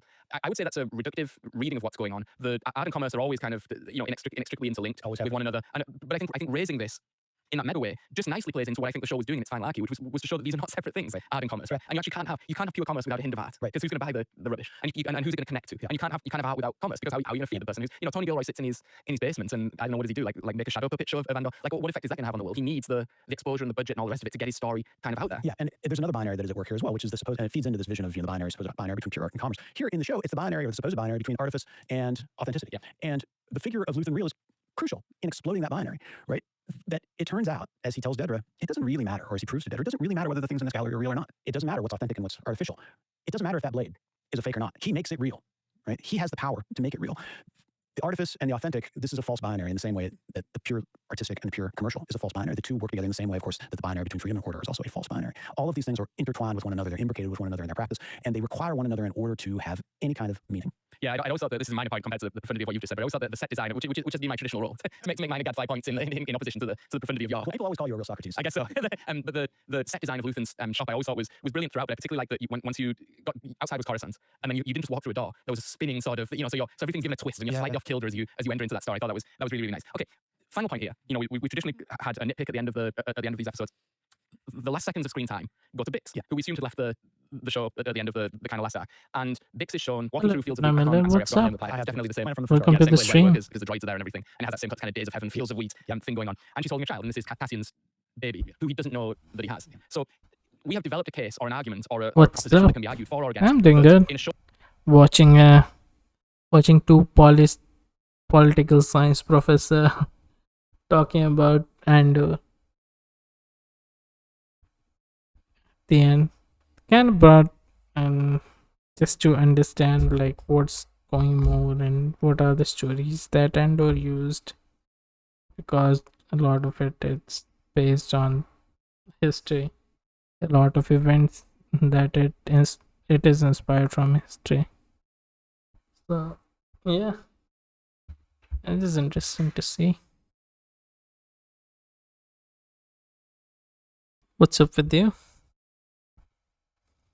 Show that I think doesn't have a problem with female characters. At least that's my reading of it. Right. The handling of Bix, if you would find an area where it had some of those traditional problems of how are attractive, young female stars handled by these kind of TV shows, Bix would be the one you focus on, because she's shown tortured and there's voyeuristic aspects of that and damsel in distress aspects of that. She's shown leered at and nearly raped, again a very common trope, and then she's shown retreating into domesticity and pushing the public figure, into the public square in a way that not only relegates her to domesticity and pushes him into the public square, but simultaneously totally absolves him of blame. Well, it's not really your choice. You wanted to be the person who did the domestic thing and the emotional thing, but I took that away from you. And in fact, you are kind of suffering for this, right? You're going off and doing the hard thing, while I, by implication, do the easy thing. And then the last scene of the show is there is Bix in the most domestic of situations, and what has she been left with? She's been left to look after the baby, while Cassian is striding off man of history and man of action. Now, look, that I don't think that's going to change anyone's mind on how Bix's character has been handled. There's certainly a line of argumentation in which you say this is an entirely quote-unquote realistic portrayal of the female experience or of domesticity.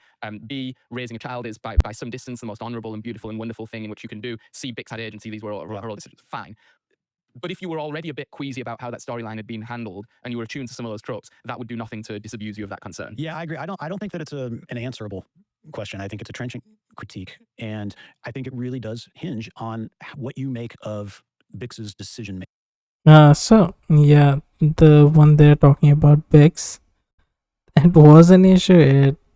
I talked about it in previous streams that Andor writers kind of went into just to make quick stories. They kind of use tropes and sort of like placeholder, like it's a placeholder kind of tropes. They thought about changing it, but then kind of stick with it, and it doesn't fit the character, the tropes they use. Yeah, they did a lot of that, but these are like small complaints compared to what the outside of the complaints are. making. And if you see that decision making as effectively free and unconstrained by conditions of history and by conditions of expectation, gender expectation in particular, then I think you can look at her arc and be pretty satisfied with it and say, this is somebody who has not always been acted upon by forces from out of her control, but has in fact pursued opportunities and taken opportunities to claw back the narrative of her life. And that she Also, Bix started out as like a businesswoman who was just selling things and showing that she's spending a life of calm with a child. Like, why would Bix would like to do that? She would like to do something, right? We didn't see that. I don't know what they will do. I guess there would be a novel or something to show more about it, but yeah. She has made a series of consequential decisions that she could have made otherwise, and that her agency is paid off in a satisfying way. If, on the other hand, you imagine Bix as operating under the sort of conditions of unfreedom, so to speak, or under the conditions of ingrained gender expectations and conventions, then it's harder probably to appreciate the character arc that she has. I don't know that it's reconcilable. I think it might be one of those interpretations that truly is in the eye of the beholder and the eye of the audience member. Yeah, what it does do, I thought, was it adds, and I think this might be my reaction to watching Rogue One again, which I haven't watched for a long time. It adds an additional layer of pathos, tragedy, emotional heft to the end point of Rogue One. Right. Which is something that I think we'll discuss next week. We will. But for now, this has been I think a really strong end to the series. And as much as it isn't, within the context of Nothing's ending, I did think that was elegant. Yeah, I mean, I think it was a phenomenal season of television. I think the show's 2 seasons really do stand alone, not simply in the Star Wars universe, but they stand out over the last 10 or 15 years of popular culture storytelling. As always, these were our interpretations and our, pretty much right after the fact reactions, interpretations to the political themes of Andor. We have at every step of the way learned a lot from the discussions that go on in the comment section. I think there's much. Okay. And then the video ends. And I'm also tired. I've been streaming for almost 4 hours. 15 minutes. I think I'm gonna end the stream here. I hope you enjoyed. I hope you had a good time, and I'll be streaming tomorrow. And yeah, I'll do chess. Start with chess. I think I'm gonna do maybe viewer games during Friday. Sometimes viewers will come and viewers will. Let's see what happens. I guess I'll prepare for failure. But yeah, if you want to play, if you're here, you want to play with me, I'll be playing with anyone who's on the stream. You don't need to follow me,